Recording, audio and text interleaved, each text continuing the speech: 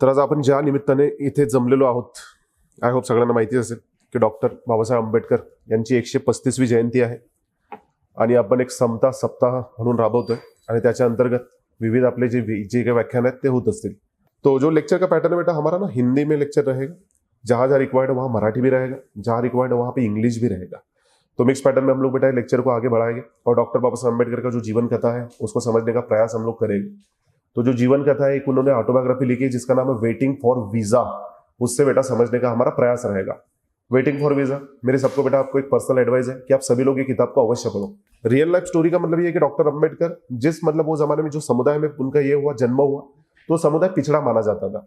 मतलब वर्ण व्यवस्था बेटा आप लोगों को पता होगी, जो वर्ण है हम लोग ना उनको 4 पार्ट में डिवाइड करते हैं, ब्राह्मण है, क्षत्रिय है, वैश्य है और शूद्र है। डॉक्टर अम्बेडकर कहाँ बिलोंग करते हैं? नहीं, डॉक्टर अम्बेडकर बेटा अछूत में बिलोंग करते हैं। अछूत बोलो तो जिनको आप अनटचेबल बोलते हो, जिनको आप अति शूद्र बोलते हो। मतलब ये तो 4 वर्ण है। जो 5th वर्ण है they are not part of like वर्ण सिस्टम ओनली, उनको अनटचेबल माना जाता है। अनटचेबल का मतलब ये बेटा कि जिनका जो टच है वो भी भाई साहब इंप्योरिटी पैदा कर सकता है। मतलब लोग उनका टच भी करना नहीं चाहते, उनका टच छोड़ो, जो उनकी शैडो है उसको भी टच नहीं करना चाहते। ये परिस्थिति समाज में वहां पे हुआ करती थी। ये कुछ चीजें बेटा फैक्ट है, ये एक्चुअली वहां पे होती थी।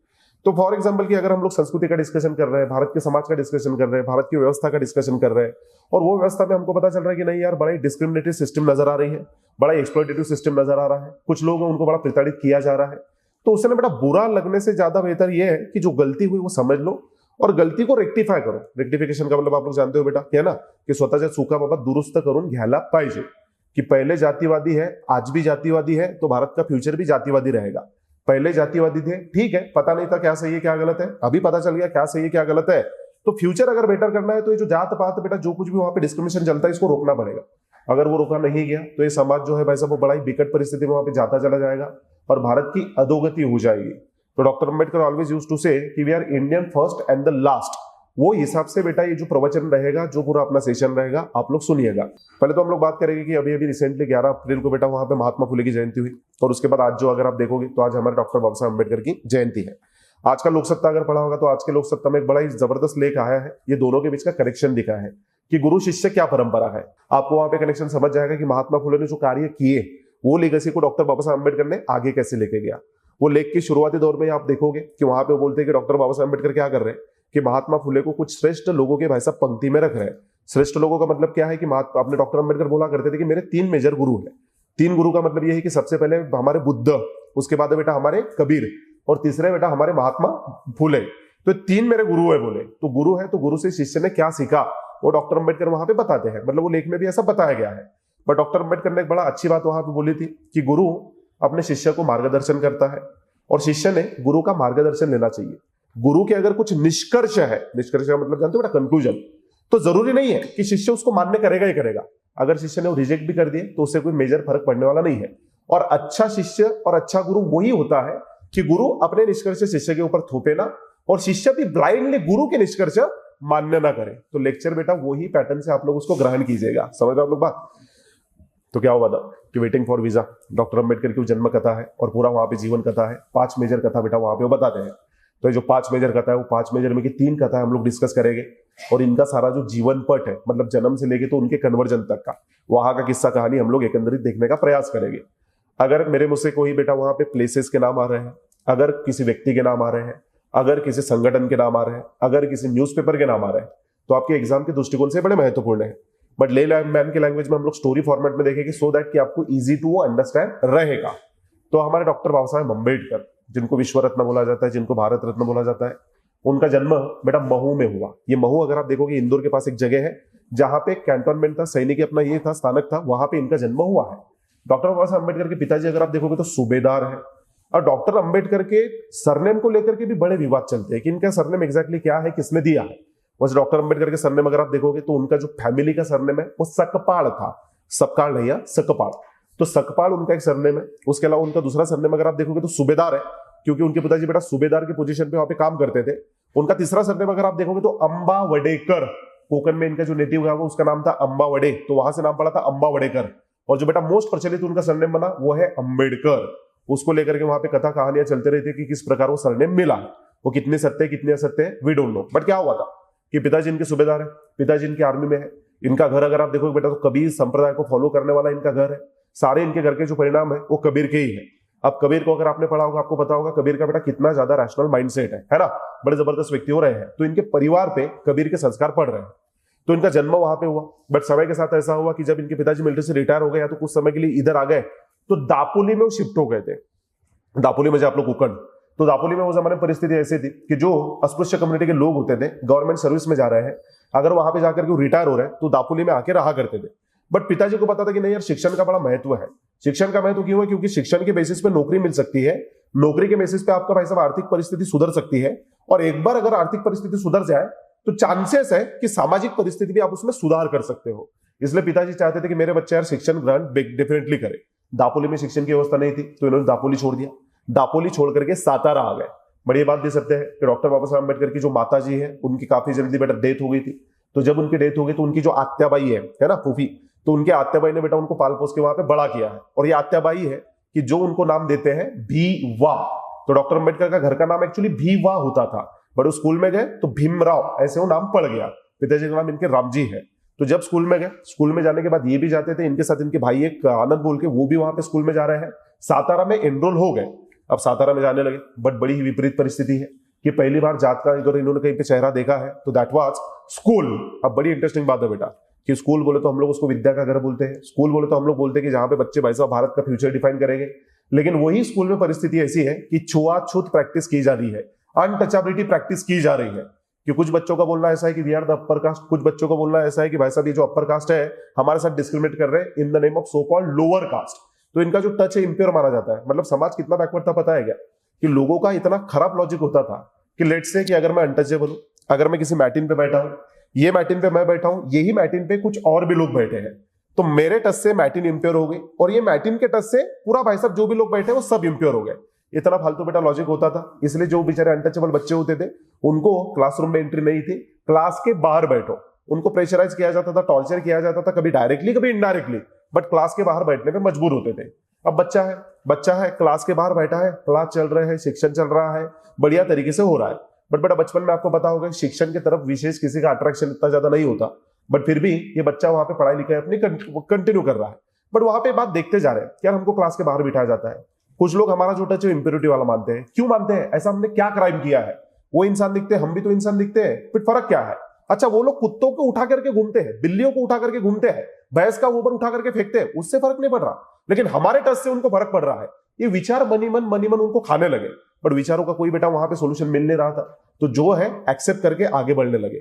स्कूल में अगर प्यास लग जाए भाई साहब पानी का मटका अलग रखा है। प्यून बहुत बार अपर कास्ट होते थे, वो पानी देने तैयार नहीं है, तो अलग से मटका रखा है, अलग से जाकर के भाई साहब पानी पीना पड़ रहा है। प्यून को रिक्वेस्ट करना पड़ रही है, प्यून वहां पे पानी पिला रहा है, तो जब पानी मिलेगा तब पी लिया, जब नहीं मिलेगा कोई फर्क नहीं पड़ रहा। ऐसा ही समय आगे बढ़ते बढ़ते जा रहा है। तो धीरे धीरे करके क्या होता है पता है क्या? कि कभी कभी मन में ना ऐसी उद्वेगना बेटा आने लगती है कि समाज सब ऐसा ही है क्या? ये सभी लोग कल्प्रिट ही है क्या? ये सभी लोग एक जैसे ही है क्या? तो वेरी फॉर्चुनेटली फॉर अस कि कुछ लोग बेटा अच्छे भी होते हैं।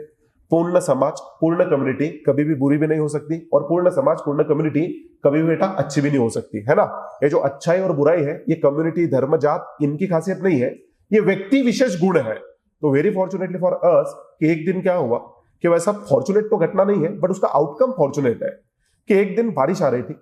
साताराचा पाऊस फार प्रसिद्ध है म्हणजे तो एक दिन बारिश आ रही थी, बारिश पड़ रही है, वहां पे अपने भीमराव स्कूल की तरफ निकल पड़े, उनके बड़े भाई आनंद वो भी स्कूल की तरफ निकल पड़े। अब छाता एक ही था। छाते का दिक्कत बेटा आपको पता होगा कि उसमें एक व्यक्ति है वो सुरक्षित रहता है, उसमें दो व्यक्ति है दोनों भीगते हैं, अगर तीन व्यक्ति बीच में का सुरक्षित रहता है।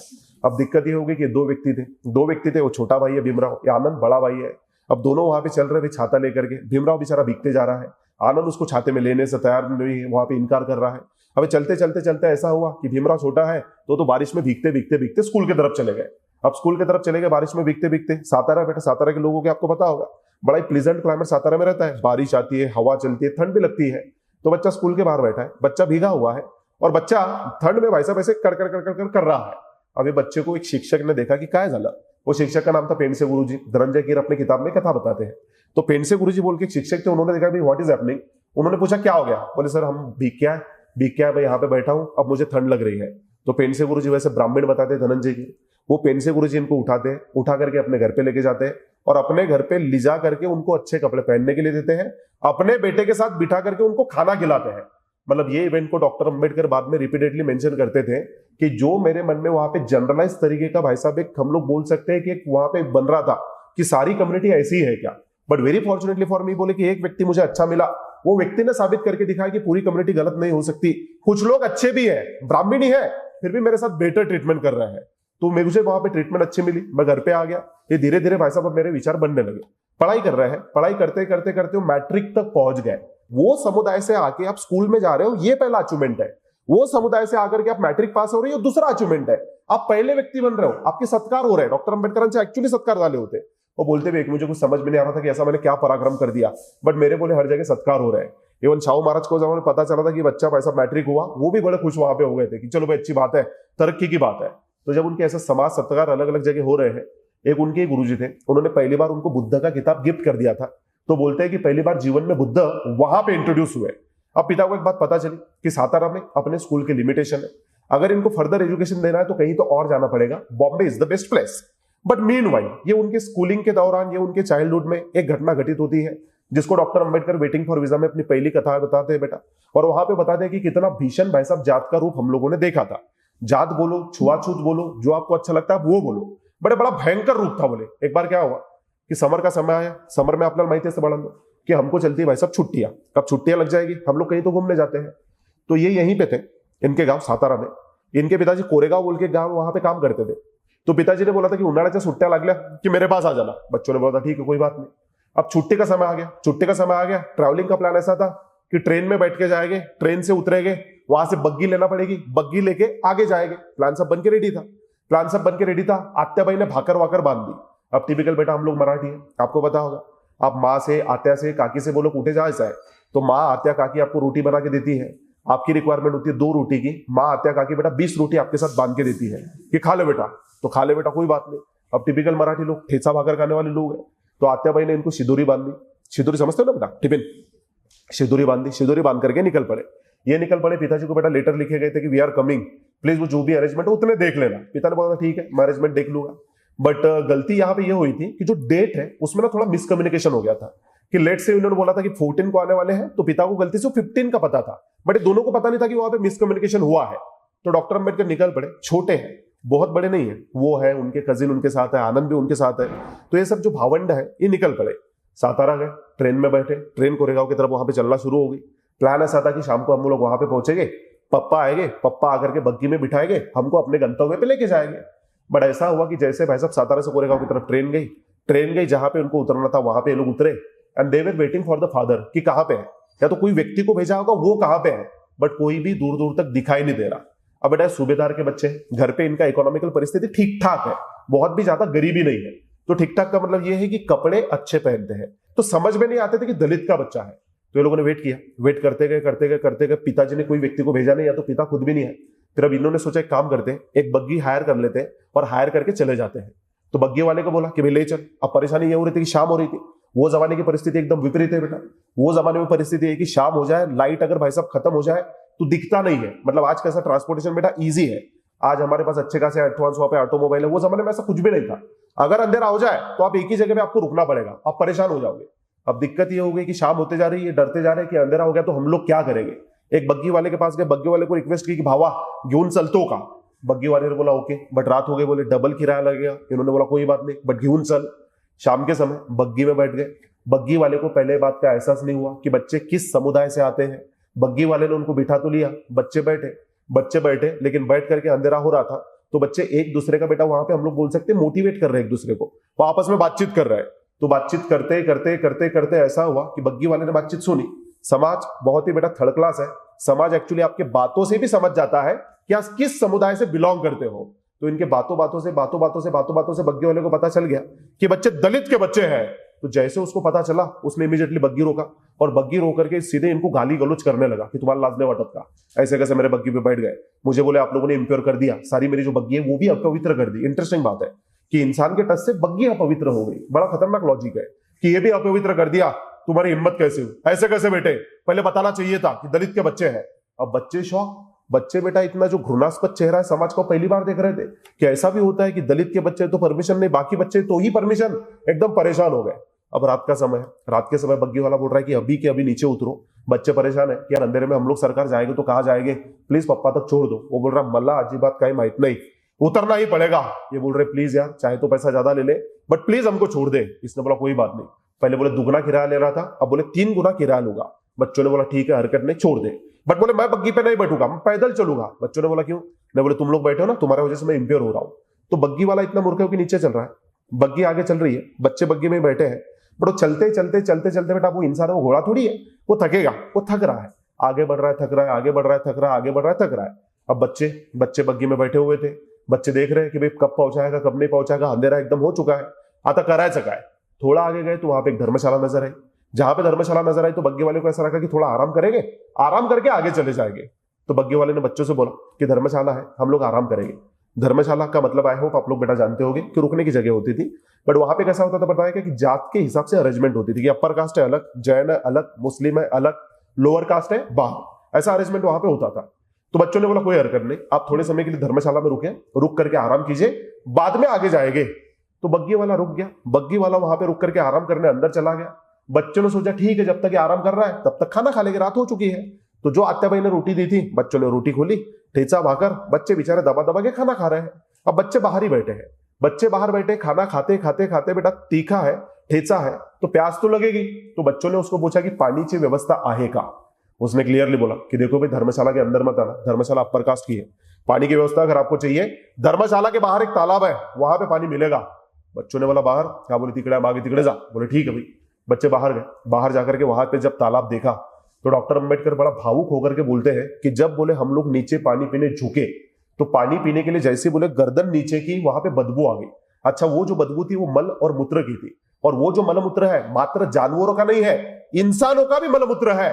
तो इतना समाज घटिया है कि ऐसे जगह से पानी पीने लगा रहे कि जहां पे आकर के लोग मलमूत्र का विसर्जन कर रहे हैं, वो पानी हमारे लिए है। तो डॉक्टर अंबेडकर बोलते हैं कि भाई साहब हमको पानी भी नहीं मिला।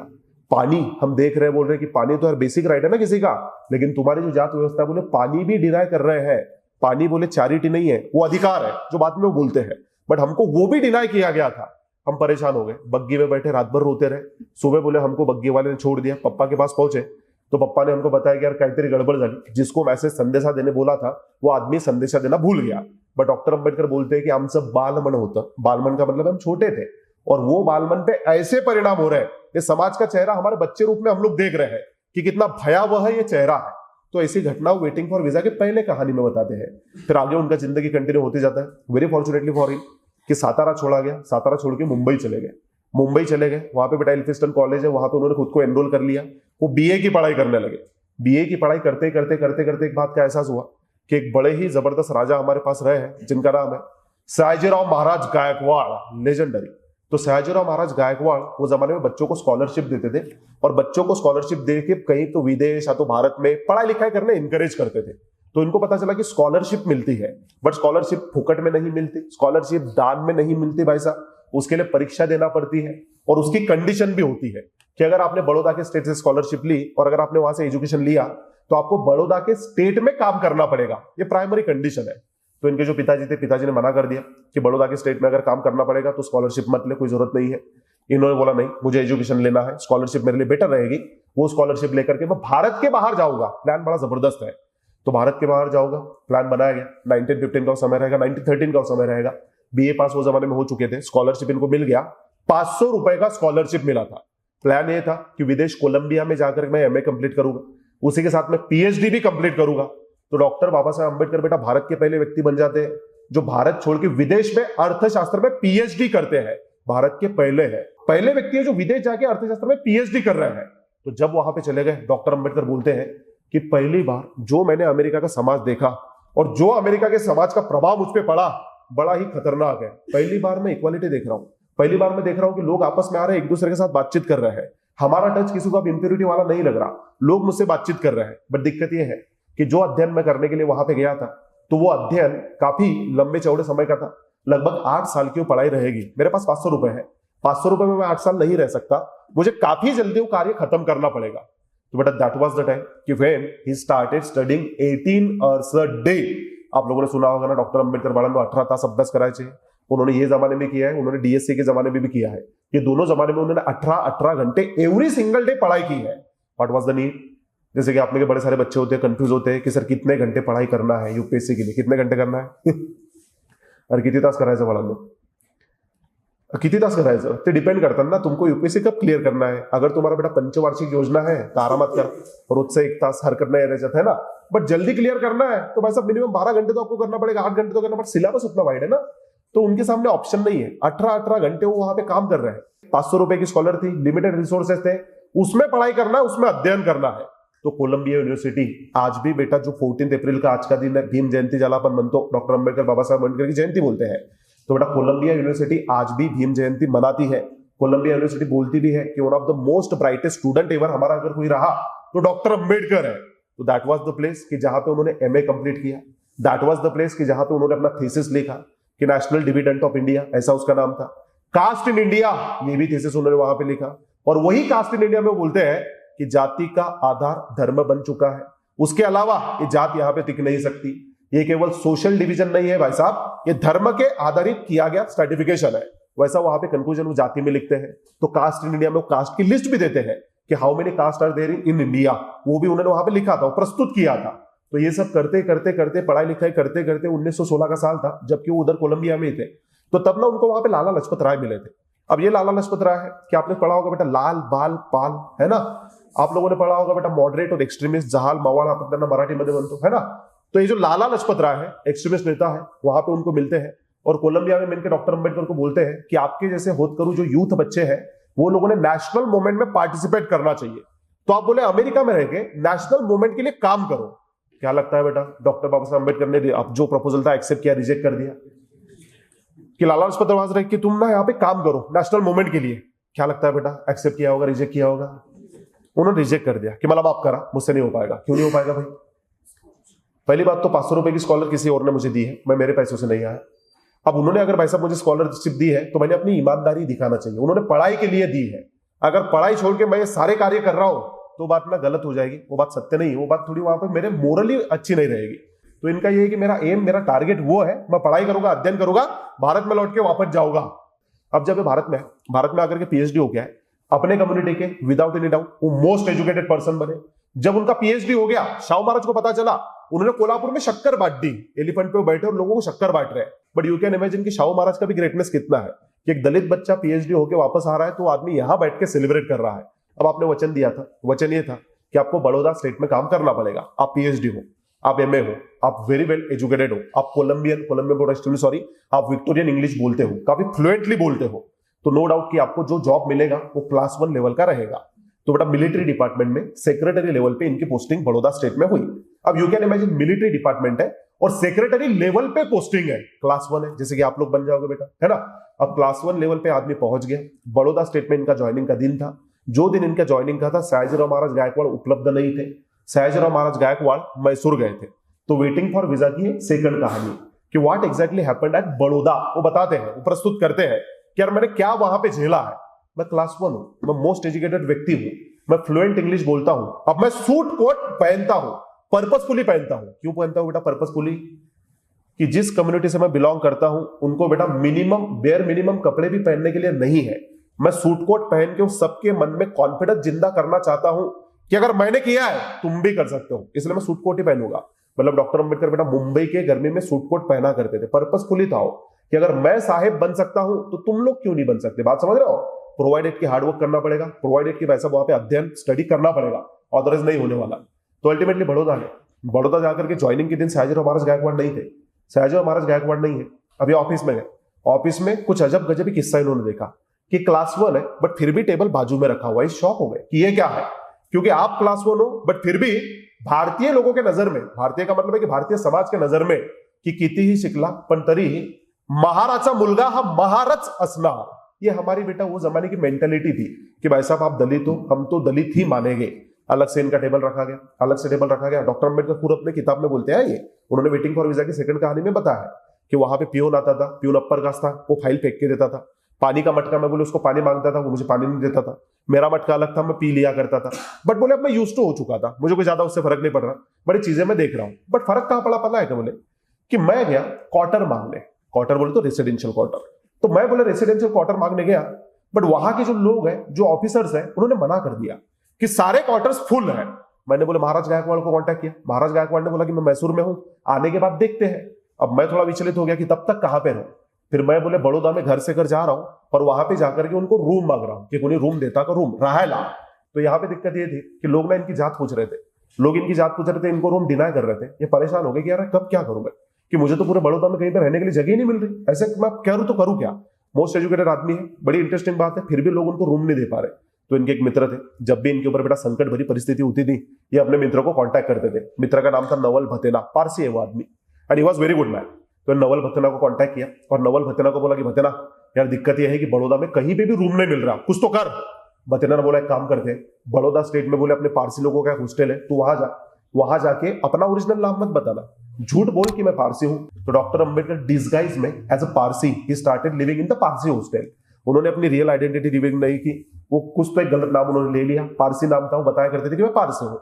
सुबह जाते थे, आते थे, लोगों को शंका भी नहीं हुई कि यार क्लास 1 ऑफिसर है, पारसी हो सकता है ना, ये दलित वलित इतना थोड़ी पढ़ सकते हैं, लोगों को पता नहीं था। अब वो पढ़ पुढ़ के वहां पे आगे चले गए, आ रहे हैं, रह रहे हैं। डॉक्टर अंबेडकर बोलते हैं कि यार मुझे बहुत डर लगता था, बहुत, कि जो दिन ये लोगों को मेरा रियल आइडेंटिटी रिवील हो गया, इनका रिस्पॉन्स कैसा रहेगा, बड़ा भयंकर हो सकता है। तो एक दिन रात में बोले वैसा ही था, अंधेरा था, लाइटें हॉस्टल में नहीं थी, डार्कनेस था, मैं अंदर बैठा हुआ था और अचानक से बोले बाहर बहुत जोर से चीख पुकारा होना शुरू हो गया। मैं डर गया, क्या हुआ क्या हुआ क्या हुआ। मैं देखने गया तो लुचे लोग वहां पे जमे हुए थे और ये जो लोग बेटा जमे हुए हैं ये आवाज लगा रहे थे कि बाहर निकालो उसको, बाहर निकालो उसको। मैं डर गया कि बाहर निकालो किसको। तो पता चला कि उनको मेरी रियल आइडेंटिटी रिवील हो चुकी है कि मैं कोई पारसी नहीं हूं, मैं दलित हूं, और वो लोग मुझे आवाज दे रहे कि बाहर निकल, बट मुझे बाहर निकाला गया। मेरे ऊपर आरोप लगाया गया कि तूने ये हॉस्टल इंप्योर कर दिया, मेरे ऊपर लाठी काठी चलाई गई। उतने रात को मुझे वहां से बाहर फेंक दिया गया। मैं बाहर आ गया, मैं बहुत रो रहा था, बड़ा विचलित था। मैं रोते रोते रोते रोते बड़ौदा के स्टेशन पे आ गया। वहां पे पेड़ वो अभी भी है, वो पेड़ के नीचे में बैठा था, मैं वहीं पे रो रहा था कि जात का जो चेहरा है वो बड़ा भयंकर है। मुझे ऐसा लगता था कि हिंदू धर्म के लोग जातिवादी हो सकते हैं या तो हिंदू धर्म के लोग जात मान सकते हैं। पारसी हिंदू धर्म की अलग धर्म है बेटा, it is all together complete different religion. उनमें जात व्यवस्था है क्या? नहीं है। बट बोले इतना भयंकर प्रकार हो चुका है कि पारसी भी जात मानने लगे हैं। अब हम करें तो करें क्या? मैंने निर्णय लिया कि बड़ौदा स्टेट में मैं कार्य नहीं करूंगा। मुझे प्रेशराइज किया गया रिजाइन करने के लिए, मैंने रिजाइन कर दिया और मैं सीधे ट्रेन में बैठ के मुंबई आ गया। तो जब डॉक्टर अंबेडकर 1917 में ट्रेन में बैठ के मुंबई वापस आ गए तो बेटा ये ना बहुत बड़ा प्लॉट एक्चुअली भारतीय समाज के ऊपर है कि हमने डॉक्टर अंबेडकर को मोस्ट एजुकेटेड अनएम्प्लॉयड भी बनाया है। अपने समय में बेटा कुछ समय के लिए अनएम्प्लॉयड रहे हैं, उनको कोई जॉब ही नहीं दे रहा था, just because he was lower caste. वो दर दर भटक रहे हैं, जॉब मांगने का प्रयास कर रहे हैं। तो मुंबई में एक बाटली वाला बोल के क्लास था, कुछ समय के लिए वहां पे उन्होंने कॉमर्स पढ़ाया। फिर मुंबई में कॉलेज है, बड़ा सेलिब्रेटेड कॉलेज है, सिंडन हम बोल के। इनको पता चला कि यार वहां पे एक पोस्ट खाली है प्रोफेसर की, वहां पे जॉब मिल सकता है क्या, तो प्रयास करना इन्होंने शुरू कर दिया। मीनवाइल क्या हुआ, तो दत्तोबा में इनको लेके गए और लेके जाकर अपने जो शाहू महाराज है उनके साथ मुलाकात करवा दी। दोनों की वहां पे मुलाकात हुई, बड़ी जबरदस्त उनकी मुलाकात रही। जब उनकी मुलाकात हो रही है तो शाहू महाराज खुद खड़े हुए थे और खड़े होकर के वेलकम किया था। जब वेलकम किया था कुछ लोगों को उससे भी आपत्ति थी कि कशाला त्याला हाथ लावता है, तो दलित है। शाहू महाराज ने तभी उनको डांटा था की अकलेचे तारे तोडू नका, वो आदमी फिलहाल भारत का मोस्ट एज्युकेटेड व्यक्ती है, त्याची इज्जत काढू नका, तुमची लायकी नहीं है। तो शाहू महाराज बेटा बड़े शूटर किस्म के होते थे, कोणाचे बापाचे थे ऐकायचे नाही। फिर उन्होंने वेलकम किया, इन्होंने बोला कि मैं सारा जर्नी आपका जानता हूं, आप बोले वही ब्रिलियंट बच्चे हो कि जिन्होंने 8 साल का अध्ययन 3 साल में कंप्लीट किया है। तो डॉक्टर अंबेडकर ने बोला हाँ यार सारी जानकारी आप तो रखते हो। फिर जब इनकी आइडिया वहां पे एक्सचेंज हुई तो शाहू महाराज ने इनसे बोला भी था कि कधीही काहीही मदत लागली तो मला मागा। अंबेडकर साहब ने बोला नक्की, जब भी मदद लगेगी मैं डेफिनेटली आपके पास आऊंगा। अंबेडकर वापस आए, वापस आकर के सिंडन हम कॉलेज ज्वाइन कर लिया। अच्छा, कॉलेज में पहले दिन एज ए प्रोफेसर हो गए। बच्चों को पता चला कि भाई साहब लोअर कास्ट है, पूरे बच्चे ने क्लास को ही बॉयकॉट कर दिया। अब ये परेशान कि ये क्या हो रहा है, but he was used to कि ये तो होना ही है, ये तो होके ही रहेगा। वहां पे परिस्थिति वही है कि मटका अलग रखा है, पानी अलग रखा है, सब अलग रखा है। वो परेशान होते जा रहे हैं कि अब करे तो करे क्या। नाउ ही थॉट कि नहीं भाई साहब अब कुछ तो सोल्यूशन निकालना पड़ेगा, बेहतरीन पढ़ाना पड़ेगा। तो पढ़ा रहे, टीचिंग कर रहे हैं। बच्चों को पता चला कि कंटेंट ये आदमी का रीच है, बच्चों को पता चला कि यार हाईली नॉलेजेबल आदमी है। तो बच्चे बाद में इनका क्लास अटेंड कर रहे हैं और अच्छे खासे पॉपुलर भी बनते जा रहे हैं। समय थोड़ा आगे बढ़ता चला गया, 1917 का ही समय है। साउथ बरो नाम की कमेटी भारत में आई। उद्देश्य ये था कि भाई साहब जो अनटचेबल रहेंगे, जो दलित रहेंगे, जो शूद्र रहेंगे, इनकी कंडीशन बेटर कैसे की जाए, तो उनके जो रिप्रेजेंटेटिव है उनके बारे में सुना जाए। तो महाराष्ट्र में कुछ बड़े सारे लोग रहे जो कि बेटा अंबेडकर साहब के पहले है कि जिन्होंने दलितों के उद्धार के लिए कार्य किए हैं। तो अगर आप डॉक्टर अंबेडकर से पूछोगे कि who is the Pioneer of the Dalit movement, कि पहली बार दलित भाई साहब जो हमारी चळवळ है, जो आंदोलन है, उसकी शुरुआत किसने की थी, बता सकते हो बेटा कौन है? लेजेंडरी, वेरी गुड, इनका नाम है गोपाल बाबा वलंगकर। तो लेजेंडरी गोपाल बाबा वलंगकर, उन्होंने कार्य किए। महात्मा फुले, आप सभी लोग बेटा परिचित हो, उन्होंने भी कार्य किए। और बाद में चल के अगर आप देखोगे तो और मल्टीपल लोग हैं जिन्होंने कार्य किए। बट ऑल इंडिया लेवल पे पहले दलितों के उद्धार के लिए एक व्यक्ति है जो बाय कास्ट मराठा है, बट फिर भी उन्होंने एक संस्था स्थापित की थी, 1906 में की थी। उसका नाम है बेटा all India depress classes mission. बता सकते हो who is this legendary Maratha person? इनका नाम विट्ठल रामजी शिंदे। बड़े उपेक्षित है, उनका नाम लिया नहीं जाता, लिया जाना चाहिए। ये आदमी मराठा होने, ऑक्सफोर्ड में पढ़ा है, साधारण व्यक्ति नहीं है, ऑक्सफोर्ड में पढ़ा है। उसके पहले एफसी में आदमी हुआ करता था। इतना होने के बावजूद भी वो पर्पसफुली दलित बस्ती में जाके रहते थे कि बाय कास्ट में दलित तो नहीं हूं, बट दलितों का जो कंडीशन है, जो पीड़ा है, वो अगर मुझे समझना है तो उनके साथ जाके इंटरमिक्स होना पड़ेगा। वो आदमी ने वो भी प्रयास किए हैं। तो 1906 में उन्होंने संगठन बेटा स्थापित किया था। साउथ बरो कमेटी का उद्देश्य यह था कि जो भी दलितों के रिप्रेजेंटेटिव रहेंगे उनकी बात हम सुनेंगे। तो 2 रिप्रेजेंटेटिव वहां पे सिलेक्ट किए गए थे। एक थे विट्ठल रामजी शिंदे और दूसरे थे डॉक्टर बाबा साहब अंबेडकर। 1917, मतलब यू कैन इमेजिन बेटा bye that time doctor Ambedkar का एज कितना होगा 1917 में? 1891 में जन्म हुआ, बता सकते हो बेटा कितना रहेगा? और समझता है क्या तुम्हाला? 26, 27, 28 या एजचे ते आहेत और वो एज में भाई साहब अपना एविडेंस वो टेंडर कर रहे हैं। यू कैन इमेजिन, मतलब उनका जो नॉलेज है अब वो रिकॉग्नाइज होने लगा है। मीनवाइल उन्होंने शाहू महाराज को मुलाकात की। शाहू महाराज के साथ मुलाकात की, 1920 की घटना है। तो शाहू महाराज तब उनको बोल रहे हैं कि देखो आने वाले काल में आपके ऊपर एक बहुत बड़ी रिस्पॉन्सिबिलिटी आने वाली है, ये बात बड़ी अहम है बेटा, बड़ी महत्वपूर्ण है। तो डॉक्टर अंबेडकर ने बोला किस प्रकार की रिस्पॉन्सिबिलिटी आने वाली है? नहीं बोले हमारी तबियत खराब रहती है, हमको शुगर है, पता नहीं बोले खुदा ना खास्ता हमारे साथ क्या हो जाए। तो डॉक्टर अंबेडकर ने बोला शुभ शुभ बोलो, ऐसा क्या होने वाला है? नहीं बोले हो सकता है कि शायद हमारी तबियत खराब हो और अगर हमारी मृत्यु हो जाए तो जो दलित मूवमेंट है इसको आगे कौन बढ़ाएगा? तो मैं बोले आपके रूप में देख पा रहा हूं कि दलितों को आने वाला नेता मिल रहा है। तो बेटा शाहू महाराज ने कॉन्फिडेंस उनमें दिखाया कि ये दलितों का आने वाला नेता हो सकता है। मतलब शाहू महाराज को उतना कॉन्फिडेंस है कि पढ़ लिख के आदमी बाहर सेट नहीं होगा, पढ़ लिख के आदमी केवल पैसा नहीं छापेगा, ये आएगा और आ करके कम्युनिटी के उद्धार के लिए कार्य करेगा। महाराज को तब वो कॉन्फिडेंस है। तो उन्होंने महाराज से बोला महाराज बात तो बराबर है, बट कोई भी संगठन को अगर आगे चलाना है, कोई भी चळवळ को अगर आगे चलाना है तो उसका एक माउथपीस होना बेहद जरूरी है। महाराज ने बोला बात बराबर है, क्या प्लान है? बोले आपका? बोले मेरा प्लान ये है कि एक न्यूज़पेपर निकालेंगे। महाराज ने बोला क्या? न्यूज़पेपर का नाम रहेगा बोले मूक नायक। तुकाराम महाराज के अभंग से प्रेरित है। महाराज ने बोला बेहतरीन आइडिया है। तो बोले महाराज बेहतरीन आइडिया तो है, but I want financial support, मुझे पैसा चाहिए। बोले महाराज ने बोला किती पाहिजे? मला 500 रुपये पाहिजे म्हणे, एक उत्तम दर्जाचा मूक नायक न्यूज़पेपर काढायचा है। महाराज ने बोला 500 नहीं 2500 लो और 2500 लेके न्यूज़पेपर शुरू करो। तो ये बेटा राजर्षि शाहू महाराज का बड़प्पन है। इन्होंने मूक नायक न्यूज़पेपर पब्लिश किया। मूक नायक जब पब्लिश होता था तो ऊपर वहां पे तुकाराम महाराज के अभंग आते थे और जो भी जात के मसले हैं, जो भी समाज के मसले हैं, वहां पे डिस्कस किए जाते थे। बट ये डॉक्टर अंबेडकर का और दलित मूवमेंट का बेटा one of the earliest newspaper है। क्या लगता है बहुत लंबे समय के लिए चलेगा या तो ब्रेक हो जाएगा बेटा? क्या लगता है आपको? जो समुदाय को आप टारगेट कर रहे हो, है ना, उनके सामने एक प्रश्न है कि 1 रुपए का न्यूज़पेपर और 1 रुपए की रोटी, क्या लगता है बेटा किसको सिलेक्ट करेंगे? तो बोलने का मतलब ये है कि प्रायोरिटी जो है बेटा वो ना कहीं और है। और नो डाउट कि जो आपका ऑडियंस है उनमें एजुकेशन भी इतना नहीं है। और सबसे महत्वपूर्ण बात यह है कि समहाउ हमारे डॉक्टर अंबेडकर ने मैनेज किया कि जो इनकम्प्लीट मेरा स्टडी रहा, ब्रिटेन में जाके दोबारा कंप्लीट करूंगा। तो कुछ समय के लिए ब्रिटेन भी चले गए। तो 1920 के बाद थोड़े समय के लिए ब्रिटेन में रहे। ब्रिटेन में जाकर के डीएससी कंप्लीट किया, ब्रिटेन में जाकर के एमएससी कंप्लीट कर लिया, वहां पे जाकर के बैरिस्टर बोले तो लॉ। और लॉ कोई साधारण कॉलेज से नहीं है बेटा, कोई अरे गहरे कॉलेज से नहीं है, कॉपी सेंटर वाला कॉलेज नहीं है, ग्रेज इन बोल के इंस्टीट्यूशन है। आप लोग उसके बारे में पढ़ना, आपको पता चलेगा। वहां पे व्यक्ति ने लॉ का अध्ययन किया, उसी के साथ साथ बीएससी एमएससी हो गए।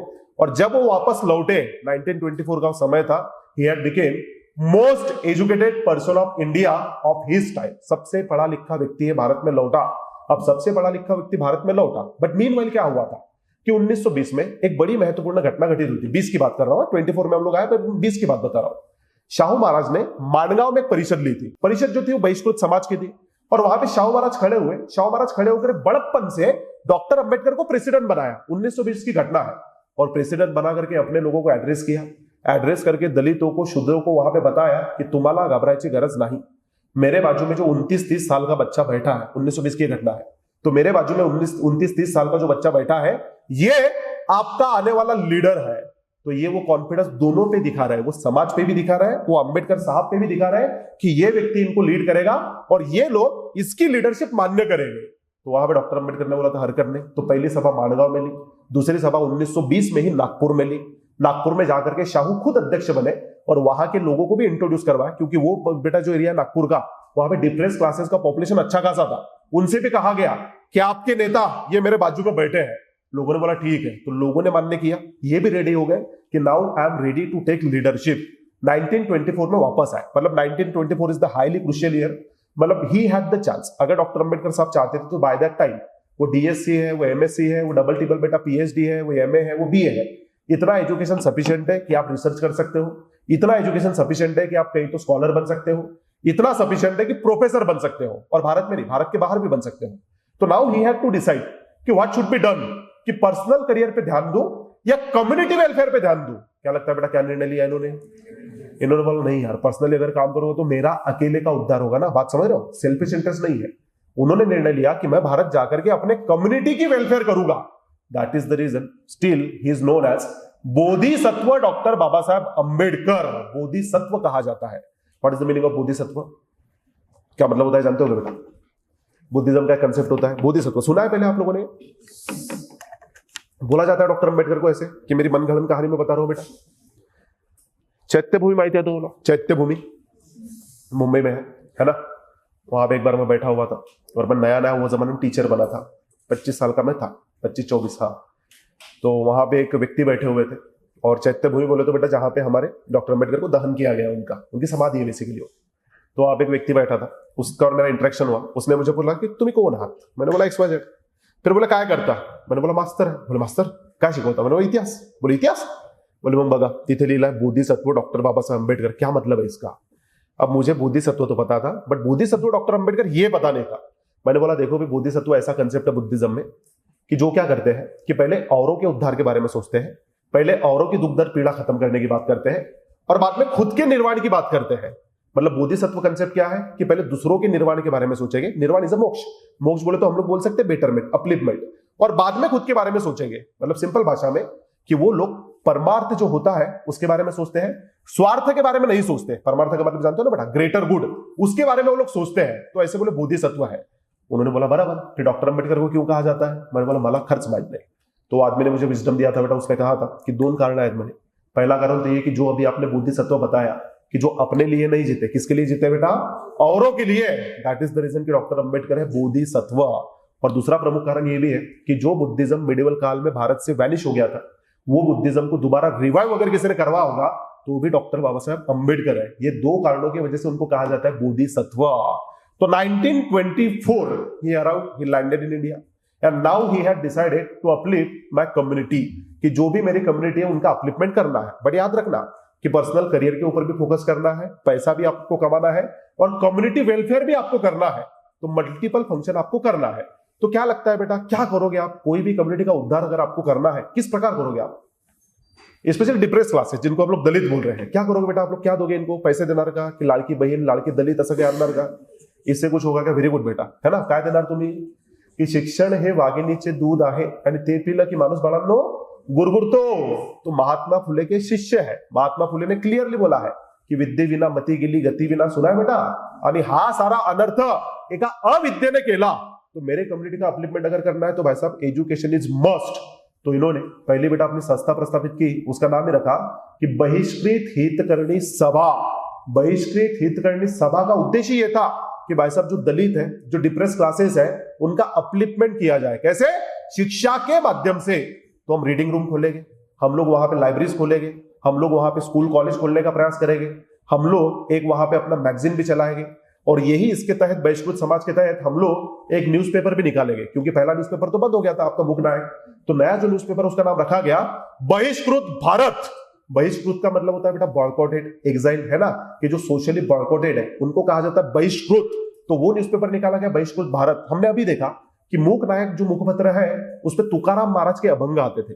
बहिष्कृत भारत, इस पे किसके अभंग आएंगे बेटा? इस पे आएंगे ज्ञानेश्वर महाराज के। तो बहिष्कृत भारत के ऊपर ज्ञानेश्वर महाराज के कोट आया करते थे, और उसका भी उद्देश्य था कि भाई साहब समाज में वहां पे जागरण करना है, समाज को सही गलत ये भाई साहब चीजें सिखाना है। दैट वाज द ईयर कि जब उन्होंने बोला भी था भाई साहब की शिका, संघटित व्हा आणि संघर्ष करा। तो डायलॉग को बेटा लगभग 100 साल कंप्लीट हो चुके हैं। बट वो क्या बोलते हैं पता है क्या, कि शिका, उसके बाद वो बोलते हैं संघर्ष करा आणि संघटित व्हा। आपको अभिक्रम उल्टा देखने मिलेगा। उल्टा का मतलब है कि पहले सीधे रास्ते पे उतर के संघर्ष देखने मिलेगा, शिक्षण नहीं। तो ये बोलते कि आदि शिकून तर घ्या, आदि थोड़े समझदार तो होऊन गया, संघर्ष बाद में आ सकता है। इनका क्लियर कट मानना था कि शिको अगर नहीं पढ़ाई लिखाई नहीं की तो वैसा कोई उद्धार होने वाला नहीं है। तो उन्होंने वो प्रयत्न किया। समय थोड़ा आगे बढ़ा, 1925 का समय है, 1926 का समय है, 1926 के बाद वहां पे 1927 का समय आया। तो 1927 मतलब ये साल बड़ा महत्वपूर्ण रहेगा, आने वाला जो अपकमिंग साल है। मतलब ये साल में बेटा वो घटना को लगभग 100 साल कंप्लीट होने वाले हैं। 3-4 मेजर एक्टिविटी उन्होंने यहां पे की है। पहली सबसे मेजर एक्टिविटी अगर ये रहेगी तो वो था समता संघ। क्योंकि जब मैं समाज को अपलिफ्ट करने का प्रयास कर रहा हूं, जब मैं समाज को सही और गलत समझाने का प्रयास कर रहा हूं, तो समाज के बड़े सारे ऑर्थोडॉक्स लोग ऐसे हैं कि मुझे रजिस्ट कर रहे हैं। फिर बेटा फोर्स का रेजिस्टेंस फोर्स से ही होता है। अगर तुम लोग मुझे रजिस्ट करोगे तो मुझे भी तयार रहना चाहिए। मतलब कुठलीही चळवळ चालवायची असेल बाळांनो तर 3 गोष्टी रिक्वायर्ड असतात। पहली जो होती है वो होती है शारीरिक ताकत, दूसरी जो होती है वो होती है बौद्धिक ताकत, और तीसरी जो होती है वो होती है आर्थिक ताकत। ये ताकत रही तो ही मूवमेंट आगे बढ़ेगी। शारीरिक बोले तो फिजिकल, आपके पास बल चाहिए, और वो बल कहां से आएगा, वो समता संघ से आएगा, समता दल से आएगा। आज भी इनका समता दल बेटा चलता है कि जो ना कैडेट रहे। कैडेट का मतलब ये कि 1925 RSS की स्थापना हुई थी। RSS आपको पता होगा, मार्शल एलिमेंट उसमें भी है। तो सिमिलरली वैसा समता सैनिक दल है। आइडियोलॉजिकली दोनों अलग अलग है, उनके आइडियोलॉजी बेटा अलग अलग है, बट वैसा ही है, कैडेट है, कॉर्प्स है, कि अगर वहां पे जरूरत पड़े भाई साहब तो फोर्स का भी इस्तेमाल हो सकता है। और समता संघ, इसका उद्देश्य ऐसा था कि हम लोग इसके बड़ी शाखाएं अलग अलग जगह उत्पन्न अपना निर्माण करेंगे, और हमारा उद्देश्य ये रहेगा कि जितने भी रिसोर्सेस है उसके ऊपर समता का जो अधिकार है वो डिमांड करना है। तो हम लोग हमारा अधिकार डिमांड करेंगे। मतलब हम बोल सकते हैं कि इक्वालिटी, या तो हम लोग बोल सकते हैं कि equal distribution of the resources ये होना चाहिए। ये उसका बेटा प्राइमरी वहां पे ये रहेगा, ऑब्जेक्टिव रहेगा। उसका एक न्यूज़पेपर भी निकाला, वो न्यूज़पेपर का नाम था समता। तो और एक अब इनका न्यूज़पेपर वहां पे शुरू हो गया। मीनवाइल 1927 की बेटा घटना है कि ये 1927 में एक अपना ये प्लेस है महाड़ बोल के, महाड़ सगळ्यांना माहिती असेल। और महाड़ प्लेस बहुत ही महत्वपूर्ण है, क्योंकि महाड़ बोले तो बेटा रायगढ़ का पायथा, माहिती असेल तुम्हाला सगळ्यांना, है ना। रायगढ़ का जो एडमिनिस्ट्रेशन चलता है महाड़ से ही चलता है, आपको पता होगा। तो रायगढ़ के बेटा धरती पे 2 महान आत्माएं हुई है। पहले महान आत्मा बोले तो छत्रपति शिवाजी महाराज हमारे, और दूसरा महत्वपूर्ण जो कार्य होगा वो अभी होगा। और ये जो कार्य है इसको भी 100 साल कंप्लीट होने वाले हैं। इसको बेटा हम लोग नाम देते हैं सोकॉल चौदार तळ्याचा सत्याग्रह। इसको बेटा हम लोग बोलते हैं महाड़ सत्याग्रह। सुना बेटा आप लोगों ने, है ना। तो घटना क्या घटित हुई कि 1927 की घटना है। महाड़ नाम का एक प्लेस है, और जो महाड़ नाम का प्लेस है वहां पे बहिष्कृत लोगों की एक मीटिंग बुलाई गई थी। मीटिंग बुलाने वाले जो व्यक्ति थे ब्राह्मण व्यक्ति है, टिपनिस बोल के। हाँ, ये बात याद रखना कि महात्मा फुले में और डॉक्टर अंबेडकर में कनेक्शन है। कनेक्शन ये है कि महात्मा फुले क्लियरली बोला करते थे कि हमारी जो लड़ाई है वो ब्राह्मण जात के खिलाफ नहीं है, हमारी जो लड़ाई है वो ब्राह्मण्य के खिलाफ है, कर्मकांड ऑर्थोडॉक्स सोसाइटी उसके खिलाफ है। तो डॉक्टर अंबेडकर का भी वही इशू है कि हमारी जो लड़ाई है वो लड़ाई ब्राह्मण जात के खिलाफ नहीं है, ब्राह्मण्य के खिलाफ है। इसलिए यू विल फाइंड कि मोस्ट ऑफ द इनके जो बड़े बड़े इवेंट है वहां पे ब्राह्मण साथीदार रहे हैं। तो जो व्यक्ति ने बेटा सभा आयोजित की थी, टिपनिस नाम के व्यक्ति रहे। टिपनिस ने बुला लिया था इनको, बोले ठीक है मैं आता हूं। तो टिपनिस वहां पे आए, बहिष्कृत और भी लोग, नेता लोग वहां पे मिले थे। अब उसमें गंगाराम कांबळे बोल के एक महत्वपूर्ण रहे, वो भी वहां पे मौजूद थे, और बाकी कुछ लोग हैं वो भी वहां पे मौजूद थे। इशू क्या हुआ कि चर्चाएं शुरू हुई कि वाटर टैंक है, ये वाटर टैंक के ऊपर सबको अधिकार है कि नहीं है, बातचीत शुरू हुई। तो पता चला कि यार 1923 एक बोले बोल के व्यक्ति रहे, इन्होंने जो कोलाबा जिला है, कोलाबा बोले तो बेटा आज का हमारा रायगढ़ जिला, तो एक कोलाबा जो जिला है ये जिले में एक रेजोल्यूशन लाया। रेजोल्यूशन क्या था कि यहाँ के जितने भी वाटर टैंक है सबके लिए, बोले तो पब्लिक के लिए ओपन रहेंगे, पब्लिक के लिए। इसका मतलब क्या है बेटा, अपर कास्ट लोअर कास्ट दोनों, या केवल upper caste? Public is public ना, सबके लिए ओपन रहेंगे। बट दिक्कत ये थी कि 1923 में रेजोल्यूशन आया था, बट उसके बाद भी जो दलित लोग हैं वो बेचारे डरते थे, वो वहां पे जाकर के पब्लिक वाटर टैंक से पानी नहीं पीते थे। तो जब बहिष्कृत सभा की वहां पे समाज अपनी संगठन चल रहा था, मीटिंग चल रही थी, तो बाकी लोगों ने डॉक्टर अंबेडकर से बोला कि अंबेडकर यहाँ पे ना ये इशू है। अंबेडकर साहब ने बोला ठीक है, अगर दलित डरते हैं वहां पे जाके पानी नहीं पीते, तो मैं भी पर्सनली बोले दलित हूं, ये दलित शब्द का प्रयोग कभी हो रहा है, कभी नहीं हो रहा है, कभी और भी बोला जा रहा है। अति शुद्र बोला जा रहा है, उसके बाद में डिप्रेस क्लास बोला जा रहा है बेटा, है ना। ऐसे अलग अलग शब्द है, अछूत बोला जा रहा है, अस्पृश्य बोला जा रहा है। वैसे जो दलित शब्द है ये किसने लाया पहली बार जानते हो बेटा आप लोग? ये टिपिकल मराठी शब्द है, हिंदी शब्द नहीं है, मराठी शब्द है, तो एकदम टिपिकल। बता सकते हो बेटा किसने लाया होगा? कि पहली बार, वेरी गुड, महात्मा फुले उन्होंने पहली बार इस्तेमाल किया था। दलित इंग्लिश में उसका मतलब होता है डाउन ट्रोडन, टूटे हुए, निचले, दबे हुए, कुचले हुए, दैट इज दलित। तो इशू ये है बोले कि दलित लोग जाकर के वाटर टैंक जो है वहां का पानी इस्तेमाल नहीं करते। तो अंबेडकर साहब ने बोला ठीक है, काम करता हूं, मैं खुद बोले दलित हूं, मैं जाऊंगा, जाकर के पानी को टच कर लूंगा, अगर टच कर लिया, अगर मैंने पानी पी लिया तो बाकी समाज में कॉन्फिडेंस आएगा, वो लोग भी पानी पिएंगे। अंबेडकर साहब अपने अनुयायी को लेकर के, उसमें अपर लोअर कास्ट दोनों भी थे, नो डाउट, वो लोग चले गए महाड़ के चौदार तड़े पे, और वहां पे जाकर के उन्होंने कुछ भी नहीं किया है, उन्होंने पानी उठाया और पानी उठा करके पी लिया। मतलब सिंबॉलिक घटना है, प्रतीकात्मक, कि पानी को हाथ लगा रहे हैं और प्रतीकात्मक तरीके से पानी पी रहे हैं। अब मुझे एक बात बताओ बेटा कि ये जो घटना घटित हो रही है इसको ये आप क्या बोलते हो? और क्या बोलते हो बेटा इसको आप? हाँ, तो ये चौदार तरह का सत्याग्रह नहीं है। सत्याग्रह अभी होगा। अभी होने का मतलब ये है कि जैसे महाड़ में घटना खबर पता चल गई कि अब दलित लोग गए, जाकर के पानी को हाथ लगाया, तो जो लोग है भाई साहब वो सब वहां पे लेक पे पहुंच गए।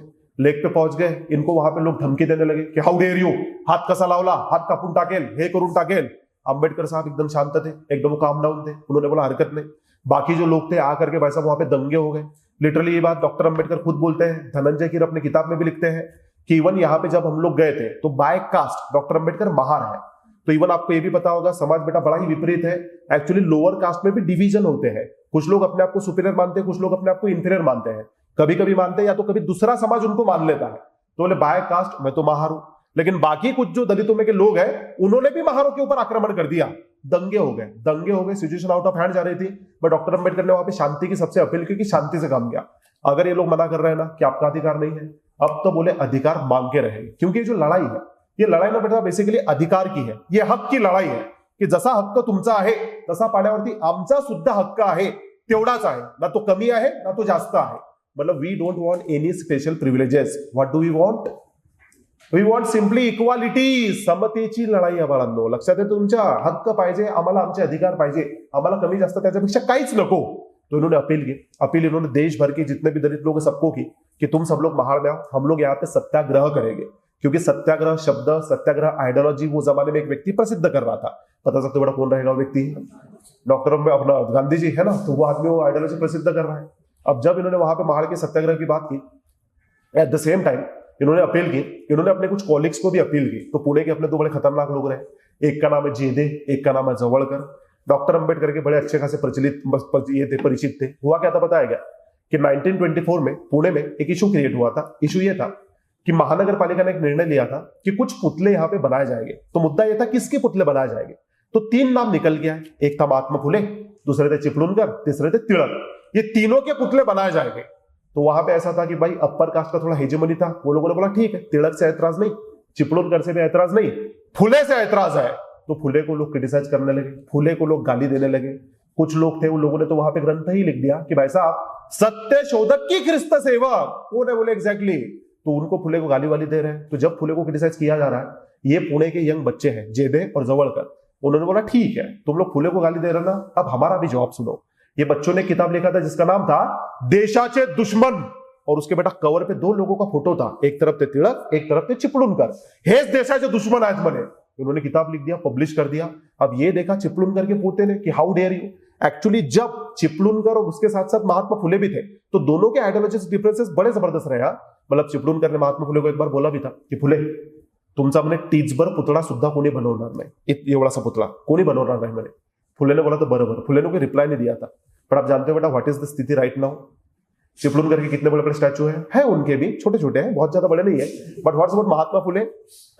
इसका मतलब चिपळूणकर कोई छोटे व्यक्ति नहीं, he is great person, no doubt, कि अपने स्पीयर में अपने इसमें भाई साहब वो अच्छे खासे ही है। बट उनके और फुले के बड़े डिफरेंसेस थे, आइडियोलॉजिकल डिफरेंसेस थे। चिपळूणकर बोले तो बेटा हमारे तिलक और आगरकर के मेंटोर है।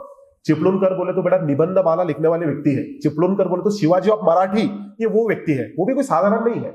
बट महात्मा फुले के साथ आइडियोलॉजिकल डिफरेंसेस रखते थे। जब महात्मा फुले ने गुलामगिरी लिखा था तो गुलामगिरी को चिपळूणकर ने टीका की थी। अच्छा टीका आप आइडियोलॉजिकल करो ना, आप ग्रामर की मिस्टेक निकाल रहे हो कि पेज नंबर 1 ये गलत है, पेज नंबर ये गलत है।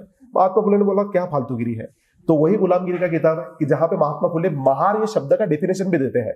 तो एज पर महात्मा फुले कि महार कौन है, वो परशुराम की कथा लेते हैं कि परशुराम ने पृथ्वी को 21 बार क्षत्रिय मुक्त किया था।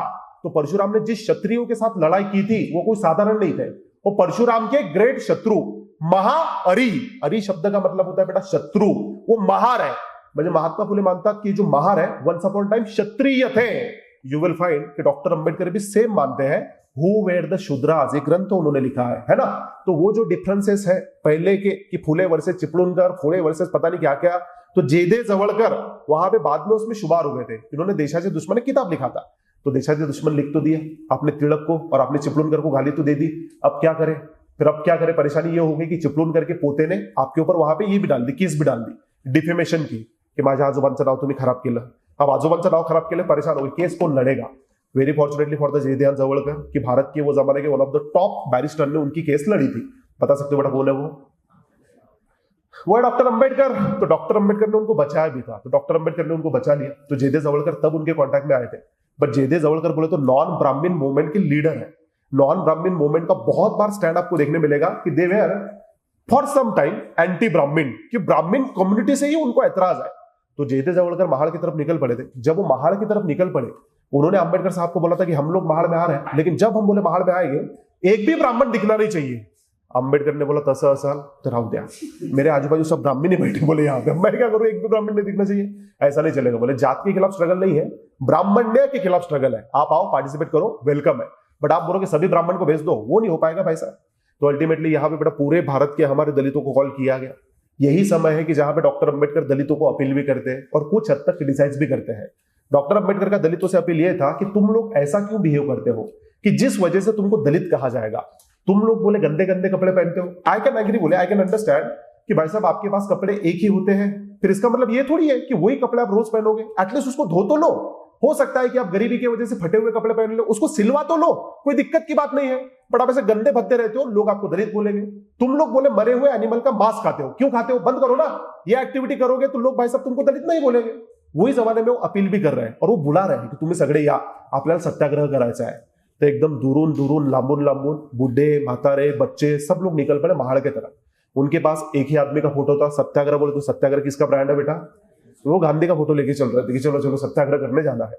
महाड़ में आ गए. महाड़ में मंडप था. ये लोगों ने हर जगह गांधी के फोटो फोटो फोटो फोटो लगा दिए. अंबेडकर साहब देख रहे हैं कि ये भी सही है कि हर जगह गांधी गांधी है. अभी तक उनके आइडियोलॉजी के डिफरेंसेस क्लियर नहीं हुए थे, बट वो हर जगह बेटा दिखने मिल रहे थे. अब लोग वहां पे आ गए. अंबेडकर साहब ने निर्णय लिया कि चलो बोले काम करते हैं, अब करेंगे बोले सत्याग्रह. बोले ठीक है, क्या करना है. नहीं बोले 20 मार्च का दिन रहेगा, हम लोग जाएंगे और जा करके पानी के भाई साहब टच करेंगे, मतलब अपना अधिकार हम लोग जताएंगे. तो बड़ा याद रखना कि भारत के इतिहास में जितना नमक के सत्याग्रह का महत्व है, उतना ही महत्व पानी के सत्याग्रह का भी है.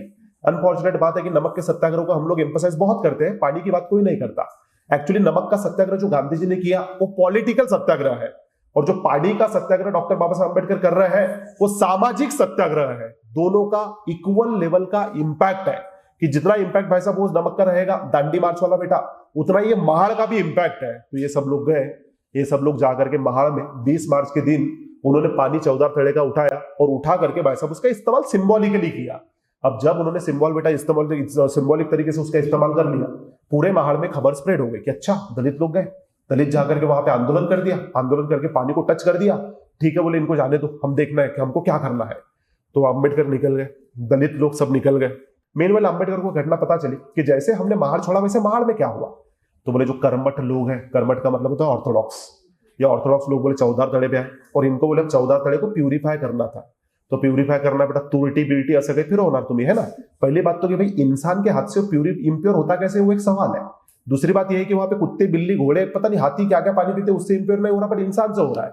तो पहले तो आपकी थ्योरी ही गलत है कि इंसान के टच से इम्प्योर हो रहा है, फिर आप प्यूरिफाई कैसे करोगे. वो थ्योरी तो इससे भी घटिया है. ये लोगों ने 108 बेटा मटके ली, और ये डॉक्टर अंबेडकर अपने कथा में खुद बताते हैं, उनका राइटिंग अवेलेबल है, उसमें उन्होंने लिखा भी है कि बोले ये लोगों ने 108 मटके भर के पानी वो 14 तड़े का निकाल लिया. निकाल करके वो पानी को प्यूरिफाई किया. प्यूरिफाई करने की पद्धति ये थी कि उसमें घी डाला गया, उसमें दही डाला गया, उसमें गोमूत्र डाला गया, और ये सब डाल डूल के वो जो बोले 108 मटके का पानी है दोबारा वो तालाब में डाल दिया गया. फिर वो दोबारा ये लोगों ने तालाब में डाल दिया. इन्होंने मान लिया कि हाँ अब प्यूरिफाई हो गया. ये लोगों ने बोले तालाब में हाथ लगाया, तो तालाब में हाथ लगा करके दोबारा उसको पी लिया. समझ रहे हो बेटा आप लोग. काय तो म्हणे हिंदू समाजात सगळ्यांना इज्जत आहे. अरे काय बाबा हे गोमूत्र पिताय म्हणे तुम्ही, गोमूत्राने काय नाही होत, आणि माणसाने हाथ लावला तो म्हणे नहीं इम्प्योर झाला. तो बड़ा दिक्कत यह है कि समाज ना बहुत ही बैकवर्ड है, और अगर कोई व्यक्ति चेंज लाने का प्रयास कर रहा है तो समाज भाई साहब उसको क्रश कर रहा है, उसको अपोज कर रहा है. और ये भारत के समाज की नई बात नहीं है। अब बुद्ध से उठाओ, बसवेश्वर का उदाहरण लो, ज्ञानेश्वर महाराज का लो, तुकाराम महाराज का लो, चक्रधर स्वामी का लो, जो भी व्यक्ति ने चेंज लाने का प्रयास किया है, समाज ने मिलकर उसको कुचल दिया है, किसी को आगे जाने नहीं देते। इसलिए आता पण माती खात असतात, अजून पण काही तरक्की झालेली नाही आहे। बोलायचं विश्वगुरु है, पण समाजमध्ये भारत ऐसे बड़े सारे प्रॉब्लम वहां पे दिख रहे हैं। डॉक्टर अम्बेडकर को बात बुरी लगती थी, बट ही वाज लाइक ठीक है, हमने हमारा अधिकार जता तो दिया। एक वहां पे वाटरशेड मूवमेंट ही हिस्ट्री में बना। इसके बाद डॉक्टर अम्बेडकर नाम हर जगह जाने लगा, दलितों के नेता बोल के उभरने लगे। वो यंग है, वो एनर्जेटिक है, लोगों को भाई साहब उनकी प्रसिद्धि पता चलने लगी। मीनवाइल 1927 में एक कमीशन भारत में है, बताओ बेटा क्या नाम है उसका?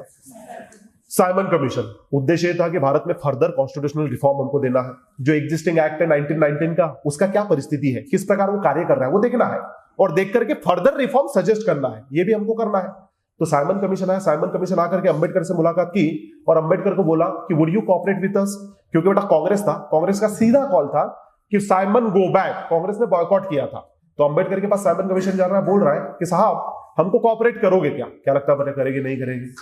अगर हमको कोऑपरेट किया तो आपको रिफॉर्म मिलेंगे, बेटरमेंट होगा, जो कि इतने सालों से नहीं हो पाया है। इन्होंने बोला हरकत नहीं, मैं आपके साथ हूं। तो अम्बेडकर साहब ने साइमन कमीशन को कोऑपरेट करना शुरू कर दिया। मैं आपको बताता हूं कि किस प्रकार इन्होंने ब्रिटिशों को भी क्रिटिसाइज किया है। इनका क्या उद्देश्य पता है क्या?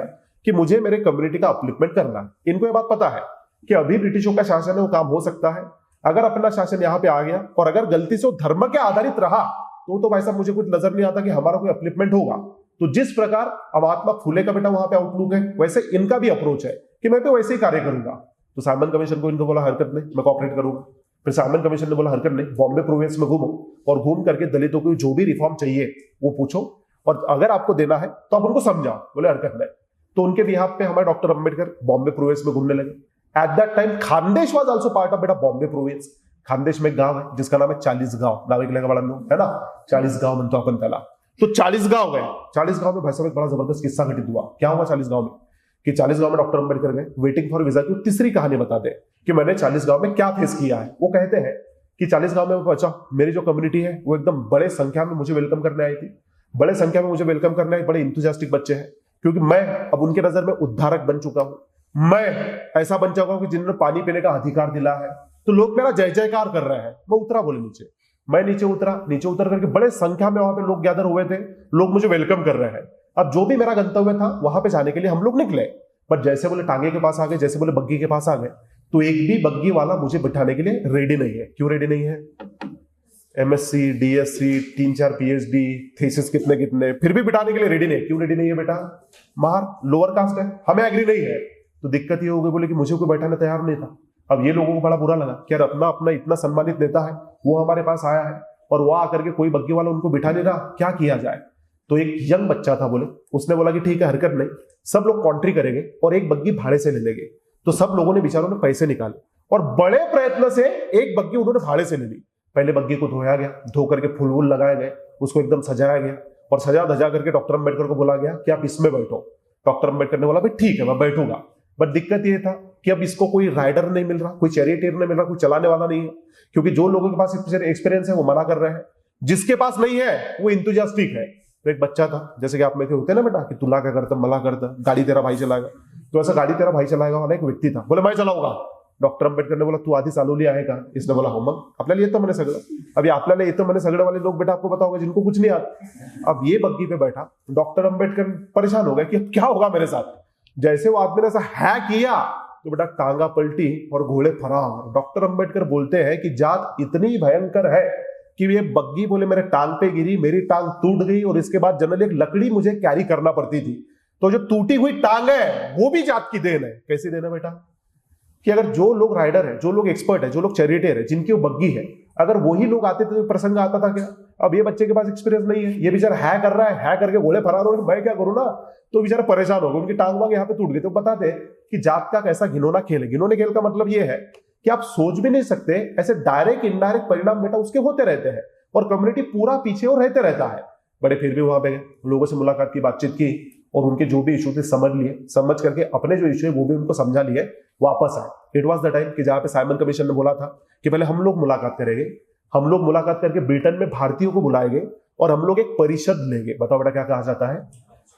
फिर वो राउंड टेबल कॉन्फ्रेंस, गोलमेज है ना, तो राउंड टेबल कॉन्फ्रेंस बोले परिषद लेंगे, ये समझाया गया, ये बातचीत वहां पे की गई। तो doctor Ambedkar was ready on behalf of depress class, मैं वहां पे जाऊंगा। एट द सेम टाइम इधर अगर आप देखोगे तो श्रीनिवास बोल के पर्सन थे, वो भी दलितों के बिहाफ पे उधर जाएंगे। कांग्रेस का बोलना था कि हम नहीं खेल रहे, हम तो नहीं आएंगे। मीनवाइल 1927 का समय था, दिसंबर का महीना था। इट वॉज द पीरियड कि जहां पे डॉक्टर अंबेडकर मनुस्मृति की कॉपी लेते हैं। But do remember, doctor Ambedkar अकेले नहीं है। डॉक्टर अंबेडकर के साथ एक सहस्त्र बुद्धे बोल के व्यक्ति है, गंगाधर पंत सहस्त्र बुद्धे, मतलब बाय कास्ट वो व्यक्ति कौन रहेगा बेटा? ब्राह्मण। तो गंगाधर पंत सहस्त्र बुद्धे और डॉक्टर अंबेडकर 25 दिसंबर 1927 मनुस्मृति के कॉपी को आग लगा देते हैं। तो मनुस्मृति को कॉपी को आग लगाना बोले तो व्यवस्था को आग लगाना, कि जात व्यवस्था का आधार मनुस्मृति है। मनुस्मृति बोले तो एक धर्मशास्त्र का सिंबॉलिक ग्रंथ है, सारी आपकी व्यवस्था ही करप्ट है। तो मनुस्मृति जलाना बोले तो बेटा उसका धिक्कार करना। और ये परंपरा आपको देखने मिलेगी, महात्मा फुले ने भी किया था। महात्मा फुले ने आग नहीं लगाई थी, महात्मा फुले ने बोला था कि जो गुलामगिरी का आधार है उसका ग्रंथ मनुस्मृति है, इसलिए हम लोगों ने मनुस्मृति का धिक्कार करना चाहिए। और वही परंपरा आपको कंटिन्यू देखने मिलेगी डॉक्टर अंबेडकर की, कि मनुस्मृति के कॉपी को आग लगा देते हैं। तो डॉक्टर अंबेडकर ने कभी मनुस्मृति को बैन करने की बात नहीं की, वो बोलते थे कि बैन मत करो, रहने दो उसको, लेट द पीपल रीड। लोग अगर पढ़ेंगे समझ जाएंगे कि भाई कितनी गंदगी वहां पे है, खुद ही धिक्कार कर देंगे, हमको कुछ बोलना नहीं पड़ेगा। And that was the reason कि जो गंगाधर पंत बेटा सहस्त्रबुद्धे है, उन्होंने भी वो कॉपी जलाई थी। But this is also true कि कुछ दलितों में का सेक्शन था, उन्होंने डॉक्टर अंबेडकर को क्रिटिसाइज भी किया था। कालीचरण नंदागौड़ी नागपुर के पास का एक व्यक्ति है। उसके बाद भास्कर राव जाधव, उन्होंने बोला था कि देखो यार, मैं सत्यशोधक की आदमी हूं, बट फिर भी मैं घटना को सपोर्ट नहीं करता। बट डॉक्टर अंबेडकर का क्लियरली बोलना था कि मैं मनुस्मृति को मान्य नहीं करूंगा। समय आगे बढ़ता चला गया, प्रिपरेशन हो रहे थे साइमन कमीशन, प्रिपरेशन हो रहे थे राउंड टेबल कॉन्फ्रेंस के, और तैयारी ये थी कि राउंड टेबल कॉन्फ्रेंस में सब लोग जाएंगे। बट मीनवाइल और एक घटना घटित हो रही थी कि इधर बेटा कांग्रेस भी वहां पे रिस्पॉन्ड कर रहा है कि क्या किया जाए, क्योंकि गांधी जी की पहली मूवमेंट हो, बता बेटा क्या नाम है उसका? The first movement of Gandhi ji, बताओ, नॉन कॉपरेशन मूवमेंट। 1920 से लेकर 22 तक वो चली थी, फेल हो गई थी, है ना। उसके बाद में गांधी जी को अरेस्ट हुई, 24 में गांधी जी निकले, गांधी जी बाहर आए, बाहर आकर के बच्चे उनको कन्विंस कर रहे हैं कि मूवमेंट। गांधी जी बोल रहे नहीं। 1927 में, 1928 में, 1929 में, तो स्पेशली 1929 वहां पे कांग्रेस जो है पूर्ण स्वराज का नारा देती है। और कांग्रेस बोलती है कि अगर हमारे डिमांड एक्सेप्ट नहीं किए गए, we will launch the mass movement. वो कांग्रेस का नारा था। तो कांग्रेस उधर मास मूवमेंट के लिए तैयारी कर रही है, बाबा साहब अंबेडकर इधर राउंड टेबल कॉन्फ्रेंस के लिए तैयारी कर रहे हैं। तो बेटा राजकीय और सामाजिक दो दृष्टिकोण अलग अलग आ रहे हैं। तो ये सब होते हुए मीनवाइल एक अलग ही डिस्प्यूट क्रिएट हुआ। वो डिस्प्यूट को बोला जाता है बेटा टेम्पल एंट्री मूवमेंट। नाम सुना होगा आप लोगों ने। What is the meaning of temple entry movement? क्या मतलब बेटा इसका? हाँ, कि untouchables were not allowed to enter into temple, they were not allowed, है ना। तो now they started demanding their right कि देखो भाई, आप हिंदू बोलते हो ना, फिर जितना अधिकार देव पे आपका है उतना हमारा भी है। और हमारे पास एक बहुत बड़ा कॉन्फिडेंस मिला है कि पानी के ऊपर अगर हमको अधिकार मिला तो हमको भगवान के ऊपर भी मिलेगा। और भगवान ने तो सबको बनाया ना, फिर भगवान हमको अलग कैसे रख सकते हैं? बड़ी आयरनिक बात है कि पंढरपुर के मंदिर में भी बेटा ये मूवमेंट करना पड़ी है। माहिती है तुम्हाला? कोण होते तिकडे माहिती है का? साने गुरुजी ने आंदोलन किया है बेटा। बताओ कितनी आयरनिक बात है कि पंढरपुर की परंपरा, विठल की परंपरा, वारकरी संप्रदाय की परंपरा ही वो है जो जात पात के खंडन के लिए हुआ है, लेकिन वही मंदिर बंद करके रखा था। तो पूरे भारत में घटना घटित हो रही है। नारायण गुरु बोल के केरला के व्यक्ति रहे, उनके लेकर के इंस्पिरेशन लेकर के मूवमेंट शुरू हो गई। उधर हमारा अंबा देवी का मंदिर है अमरावती में, वहां पे भी मूवमेंट हुई। इधर बेटा पार्वती का मंदिर है, यहाँ पे जेते जवड़कर ये लोगों ने मूवमेंट करवाई। उधर अगर आप और देखोगे, फॉर एग्जाम्पल रत्नागिरी है, तो रत्नागिरी में सावरकर बैठे थे। सावरकर ने एक नया मंदिर दलितों के लिए बना दिया जिसका नाम रखा गया कि पतित पावन मंदिर, दलितों के लिए नया मंदिर। अंबेडकर ने लेटर लिखे और लेटर लिख के सावरकर को इशू समझाया कि पहली बात तो तुम ना बोले थोड़ा सा गलत हो रहे हो। बता सकते हो बेटा क्या गलत हो रहे हो? What was the demand? और व्हाट वाज द डिमांड? हाँ, कहां एंट्री चाहिए हमको? हमको एंट्री एग्जिस्टिंग मंदिर में चाहिए जो आपने बंद करके रखी है। अगर सेपरेट मंदिर ही बना के देने की बात है तो वैसा फायदा ही क्या है ना, फिर तो अलग अलग ही रहेंगे। समझ रहे हो आप लोग बात? तो अंबेडकर ने समझाने का उनको प्रयास किया था, बट सावरकर ने अपने तरह से रिस्पॉन्ड किया था। मीनवाइल क्या हो कि अपने नासिक में एक मंदिर है, आप सभी ने बच्चे ने उसका नाम सुना है, पता बड़ा क्या नाम है? कालाराम टेम्पल, है ना। तो एक राजभोज बोल के व्यक्ति थे, वो राजभोज ने यहाँ पे आंदोलन आयोजित किया, बट दिक्कत ये हो रही थी कि उनको ना इफेक्टिव लीडरशिप नहीं मिल रही थी। तो दे थॉट कि डॉक्टर अंबेडकर पर्सनली दलित भी है और यहाँ पे आकर के मूवमेंट को लीड करेंगे। तो कांटेक्ट किया गया कि अंबेडकर साहब आप आओगे क्या? अंबेडकर ने बोला कि देखो already Simon commission, already round table conference, already और बड़े सारे कार्य मेरे पीछे है, बट कोई बात नहीं, बोले मैं समय निकालूंगा और समय निकाल करके मैं आऊंगा, डेफिनेटली मूवमेंट में लीड करूंगा। तो समय आ गया। 1930 की बेटा घटना है, काला राम मंदिर एक्चुअली मंदिर अगर आपने देखा होगा संपूर्ण काले कलर में पत्थर में बना हुआ है बेटा, है ना। और नासिक में एक छोटा गोरा राम भी है, काला राम के थोड़े आगे है वो, तो एक्चुअली है, छोटा सा है वो, है ना। तो काला राम आणि गोरा राम उद्देश है ताकि काला राम टेम्पल में अपने को एंट्री चाहिए कि तुम्ही हिंदू आम्हाला बनता, मग हिंदू सारखं वागवा, भगवान तुम्हारे उतने हमारे भी है। और भगवान कैसे डिफरेंशिएट करेंगे, उनके घर में तो सब एक ही है ना, हमको आने दो, ये डिमांड थी। अंबेडकर आए, अंबेडकर आकर के उनके एक मुस्लिम सहयोगी थे, वहां पे उनके घर पे रुके, लेकिन डिसाइड किया गया, राजभोज बोध के व्यक्ति थे, उन्होंने डिसाइड किया था कि चलो और जाकर के पीसफुल आंदोलन करेंगे, कोई वेपन नहीं उठाएगा, कोई गाली गलौज नहीं करेगा, कोई यहाँ पे एग्री बिहेवियर नहीं करेगा, जा करके शांतिपूर्वक तरीके से एंट्री मांगना है। तो दलितों का ग्रुप, मतलब उसके हेड थे हमारे डॉक्टर अंबेडकर, वो आगे कालाराम टेम्पल की तरफ बढ़ने लगे, बढ़ते बढ़ते बढ़ते मंदिर के एंट्री गेट तक पहुंच गए। एंट्री गेट तक पहुंच गए, जो पुरोहित है बहुत डर गया, डर करके उसने दरवाजा बंद कर दिया। दरवाजा बंद कर दिया, इमीडिएटली कलेक्टर को कांटेक्ट किया, कलेक्टर का नाम था गॉर्डन, गॉर्डन को कांटेक्ट किया गया, बोला गया कि ये दलित लोग आ गए, पुलिस बंदोबस्त भेजो, ये तो पता नहीं यहाँ पे क्या हो जाएगा, लॉ एंड ऑर्डर अपने हाथ में ले लेंगे। वैसा कोई प्लान इनका नहीं था। पुलिस वहां पे आए, पुलिस आकर के दलितों को सीधे बोल दिया कि धारा 144 गेट लॉस्ट, अभी के अभी निकलो। अंबेडकर बड़े नाराज हुए। अब अंबेडकर बैरिस्टर है बेटा, आर्ग्यू करने के लिए एकदम खतरनाक आदमी है, वो आर्ग्यू करने लगे कि भाई बेसिक हमारा अधिकार है, हमको एंट्री दे दो। गॉर्डन ने बोला बाद में देखेंगे, बाद में देखेंगे, अभी के लिए घर पे जाओ। अंबेडकर बोला ये भी सही है, बट अंबेडकर ने डिसाइड किया कि यहीं पे रुकेंगे, यहीं पे रुक के संघर्ष करेंगे, शांतता पूर्वक तरीके से संघर्ष होगा। तो लोग रोज वहां पे आ रहे हैं, रोज आकर के प्रोटेस्ट कर रहे हैं कि we want entry, we want entry, every single day ये प्रोटेस्ट हो रहा है। लेकिन पुरोहित साहब भाई साहब दरवाजा ओपन करने का नाम नहीं ले रहे। फिर मीनवाइल ये बच्चों को ये बात पता चली कि अच्छा पुरोहित क्या कर रहा है कि जो अपर कास्ट के लोग हैं उनको खुद के घर में से अंदर भेज रहा है, क्योंकि बेटा एक पद्धत होती है, आपको पता होगा कि पुरोहित का घर वो जमाने में मंदिर के अंदर होता था, तो उसके घर में से अंदर भेज रहा है। तो पुरोहित लोगों को अंदर भेज रहा है, हमको नहीं आने दे रहा, इनका पारा घुमा। इन्होंने अंबेडकर साहब से बोला कि अभी के अभी तुम बोलोगे ना तो लॉ एंड ऑर्डर को अपने हाथ में लेंगे। अंबेडकर साहब ने बोला बिल्कुल नहीं, अजिबात ते करायचं नाही, शांतता पद्धतीत आपल्याला करायचं आहे। आंदोलन चल रहा है, 1 साल हो गए, 2 साल हो गए, अंबेडकर राउंड टेबल कॉन्फ्रेंस में जा रहे हैं, यहां पे आ रहे हैं, हर जगह उनका प्रेजेंस है। 2 साल के 3 साल हो गए, आंदोलन चल ही रहा है। अब 1 साल ऐसा था कि जब राउंड टेबल कॉन्फ्रेंस में गए तो एक मुंजे बोल के व्यक्ति रहे, जानते हो बेटा doctor Munje, do you know who is this man? He is one of the founding founder of the Hindu Mahasabha and he was representative of the caste Hindu in the भाई साहब राउंड टेबल कॉन्फ्रेंस। तो मुंजे बोल के थे, वो डॉक्टर अंबेडकर के परिचित थे। उन्होंने बोला कि काम करते हैं कि रामनवमी आने वाली है और ये जो रामनवमी आएगी, रथ यात्रा निकाली जाएगी, तो रथ का बोले एक जो रोप है वो अपर कास्ट खींचेंगे और एक जो रोप है वो लोअर कास्ट खींचेंगे। कैसा लगा बोले अंबेडकर साहब प्लान? बोले सही है, कोई बात नहीं। अब वहां पे यूनिटी दिखाने का हम प्रयत्न किया जा रहा था। तो एक्चुअली रामनवमी का दिन आ गया, भगवान राम की रथ यात्रा निकलने वाली थी। नासिक में खबर पहुंच गई कि मुंजे साहब का प्लान है कि वहां पे दलित एक तरफ और एक तरफ अपर कास्ट, ऐसा रथ खींचा जाएगा। जैसे अपर कास्ट लोगों के बाद पता चली कि ऐसा प्लान ये लोगों का है, मंदिर से रथ निकाला गया, मंदिर से रथ निकाला गया, लेकिन अपर कास्ट लोगों ने खींच करके बाहर निकाला था। उनको पता था कि दलित अगर हाथ लगाएंगे बाय देयर लॉजिक तो इंप्योर हो जाएगा। वो लोगों ने पकड़ा, पकड़ करके पूरे नासिक में इधर से उधर से उसको घसीटते भीग रहे हैं। अब जैसे वो घसीटते लेके जा रहे हैं तो वहां पे अंबेडकर के अनुयायियों ने देखा, ये लोगों ने देखा अच्छा लेके भाग रहे हैं, वो लोग भी इसके पीछे भाग रहे हैं। पूरे नासिक में भाई साहब अफरा तफरी मच गई। जो जवड़कर है, जवड़कर नासिक में मौजूद थे, किसी ने पत्थर मारा था और पत्थर मार के जवड़कर का सर ही फोड़ दिया था। जवड़कर ने जेदे को कांटेक्ट किया था कि जेदे ऐसा ऐसा मेरे साथ हुआ है। जेदे ने बोला चिंता ना करो, अभी 2-3 ट्रक भर के लोग लेके आओगा, पूरे नासिक को अभी सबक सिखाऊंगा, ये अलग ही लोग हैं। तो पत्थर उत्तर मारे गए, यहाँ पे दंगा वंगा हो गया, दंगे टाइप की सिचुएशन हो गई। तो 1 साल, 2 साल, 3 साल, 4 साल, 5 साल, ये जो कालाराम टेम्पल सत्याग्रह है कितने साल का है बेटा? 5 साल। And what was the outcome? इसका आउटकम क्या है बेटा? फलित क्या है इसका? एंट्री मिली थी कि नहीं मिली थी? कालाराम टेम्पल सत्याग्रह 5 साल चला।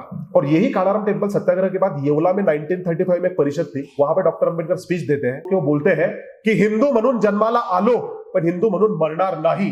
5 साल तक आपके मंदिर में मैंने आपसे प्रवेश मांगा, आपने दिया क्या? फिर आप अगर हमको हिंदू नहीं समझ रहे तो हिंदू धर्म में रहने का फायदा क्या है? हम कन्वर्ट हो जाएंगे। वो घोषणा उन्होंने येवला से की थी 1935। उसको बेटा एक बैकग्राउंड है, ऐसे रैंडमली नहीं कर दी। और लोग बोलते कि नहीं इक्वली वागवलं का तुम्ही। एक्चुअली हिंदू धर्म को इस्लाम का खतरा है ही नहीं, हिंदू धर्म को सबसे बड़ा खतरा है जातिवादी हिंदुओं का। डॉक्टर अंबेडकर के तो उपकार है हिंदू धर्म के ऊपर कि उन्होंने वहां पे उदाहरण अपने को बताया, उन्होंने अपने आय ओपन कर दी कि समय रहते ही सुधर जाओ, अदरवाइज अंजाम बुरे हो गए। अभी मैं गया हूं, कल चल के और कोई जाएगा, परसों चल के और कोई जाएगा, अगर तुम जातिवादी रहोगे तो। आप समझ रहे हो बेटा? तो यहाँ पे येवला में भाषण दे रहे थे, भाषण देते देते उन्होंने बोल दिया कि 5 साल तक हमने प्रवेश मांगा है, ये लोगों ने एंट्री नहीं दी। इसका सीधा सिंपल मतलब है कि ये हमको हिंदू नहीं मानते, ये जाते हैं अपने भगवान के दर्शन लेके आते हैं और बोले भगवान भी ऐसे कैसे हैं कि जो दीन दलित बेचारे दुबले हमारे जैसे बच्चे हैं, हमारे ऊपर कोई आशीर्वाद नजर नहीं आ रहा भगवान का, तो अब हम हिंदू धर्म में नहीं रहेंगे। उन्होंने घोषणा कर दी। तो जैसे उन्होंने वहां से घोषणा कर दी, पूरा भारत शॉक।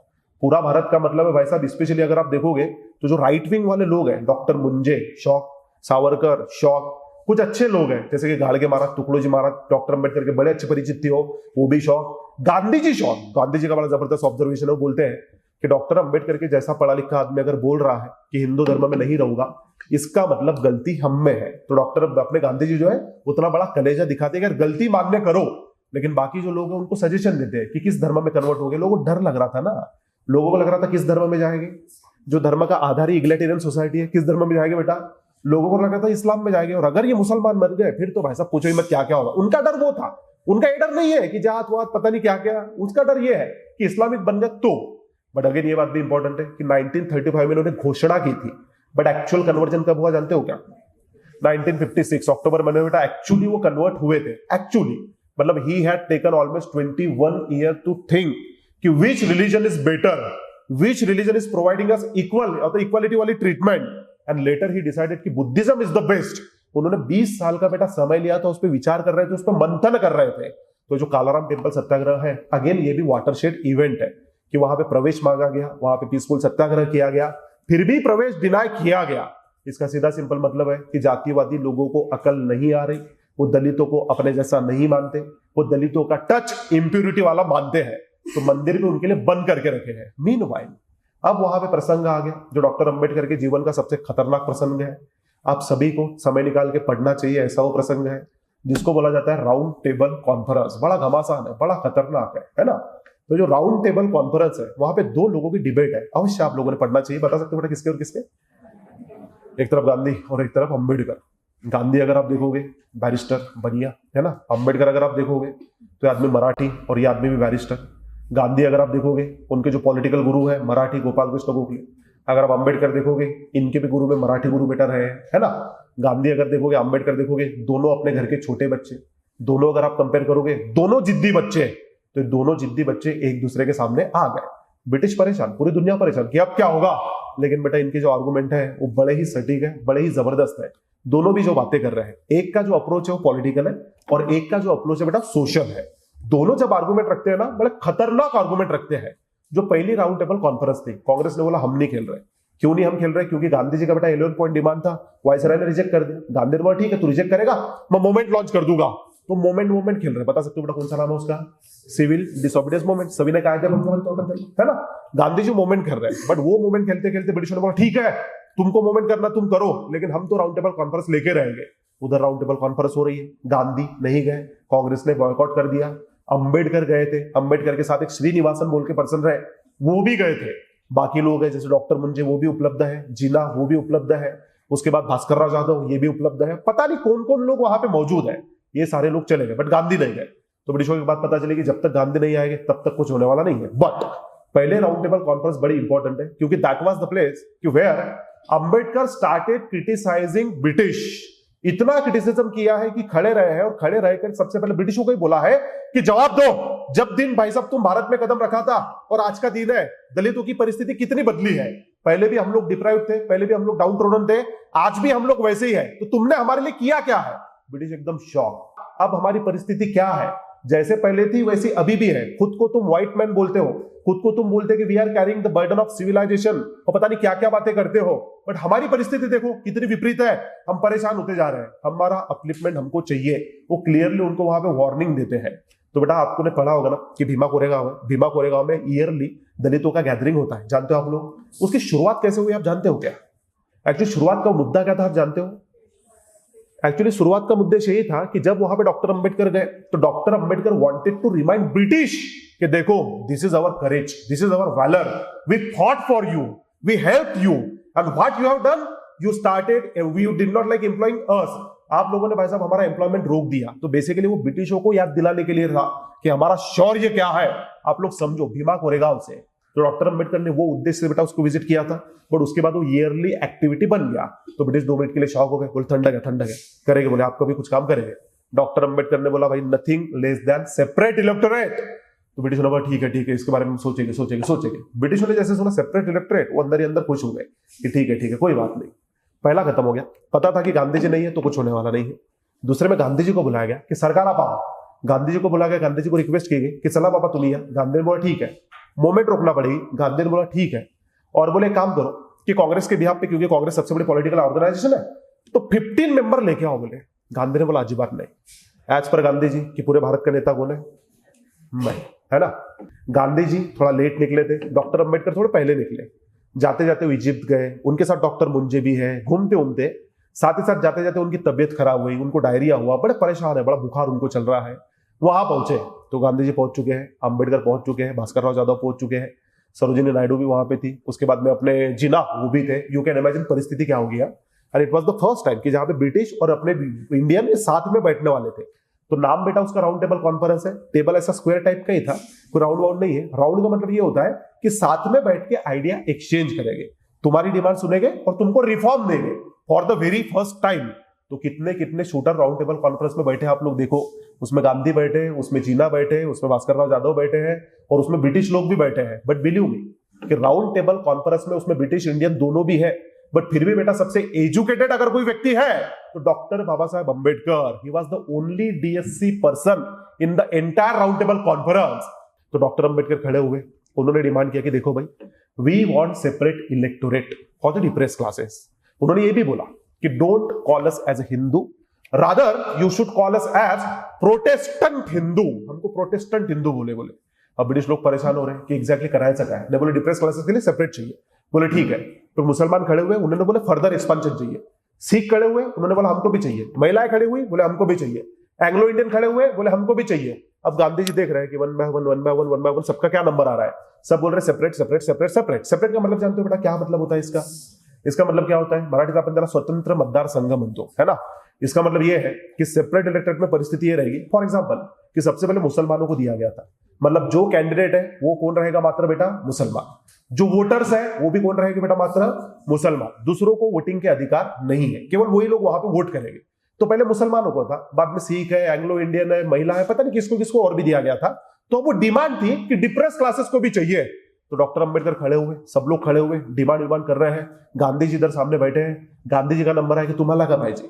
गांधी जी ने सबसे अपील की कि एक काम करा, ये जो अपना मुद्दा है ना, ये घर पे डिस्कस करते हैं, क्योंकि इंटरनल रिफॉर्म की बात है। अभी यहाँ पे आए हैं तो कॉन्स्टिट्यूशन मांगते हैं ना, फर्दर रिफॉर्म मांगते हैं। ये लोगों ने बोला हमारा कहीं लेन देन नहीं, हमको वैसा हमारे कम्युनिटी का वेलफेयर करना है, हमारी डिमांड तो यही है। तो गांधी जी को ऐसा लगा कि यार सब लोग मिलकर मुझे बेवकूफ बना रहे हैं, अब मैं क्या करूं। तो फिर यहाँ पे ब्रिटिशों ने इंटरवेन किया कि ठीक है बोले आपस में लड़ाई मत करो, हम रिफॉर्म दे रहे हो, बोले तुम मानते नहीं, अगर तुमको बोला गया तो तुम आपस में मारामारी करते हो। रुको, बोले काम करते हैं, लोकशाही पद्धति से डिसाइड करते हैं, वोटिंग करते हैं। बोले वोटिंग, जिसकी मेजोरिटी वोटिंग आएगी वो मुद्दे पे बात होगी। अब नो डाउट बेटा मेजोरिटी किसकी, माइनॉरिटी किसकी है? गांधी अकेला बैठा हुआ है, बाकी सब अपोजिशन पार्टी है बेटा। तो लोग खुश हो गए, ठीक है वोट कर लो। गांधी ने बोला ठीक है वोटिंग हो जाएंगे, बट मुझे बोले 15 वोटिंग राइट चाहिए, 15 वोट्स मुझे चाहिए बोले। अब ब्रिटिशों ने देखा, ब्रिटिशों ने देख करके उनसे पूछा कि भाई क्यों 15 वोटिंग राइट चाहिए? बेसिक डेमोक्रेटिक प्रिंसिपल क्या है बेटा कि every single individual how many vote, one. अकेला आदमी 15 कैसे मांग रहा है? तो बोले नहीं, आपने बोला था ना कि 15 मेंबर की कमेटी लेके आओ कांग्रेस की, मैंने नहीं लाया, मैं अकेला आया, तो आप दे दो बोले। ब्रिटिश ने बोला आता नहीं, तब बोला था ना, तब क्यों नहीं लाया तुमने? आप नहीं देंगे बोले। गांधी ने बोला था हरकत नहीं। गांधी को एक बात समझ गई कि सब मिलके भाई साहब अपना अपना मुद्दा यहाँ पे प्रस्तुत कर रहे हैं, मेरी बात कोई नहीं मान रहा, तो बेटर है कि मैं इसका त्याग करूं। गांधी जी वापस आए, वापस आकर के दोबारा मूवमेंट लॉन्च की। ब्रिटिशों ने पहले फुर्सत में गांधी को उठाया और गांधी को उठा करके येरवड़ा जेल में पटक दिया। उधर doctor Ambedkar third round table conference है, उसको भी वो अटेंड करते हैं। राउंड टेबल कॉन्फ्रेंस का व्हाइट पेपर पब्लिश होता है।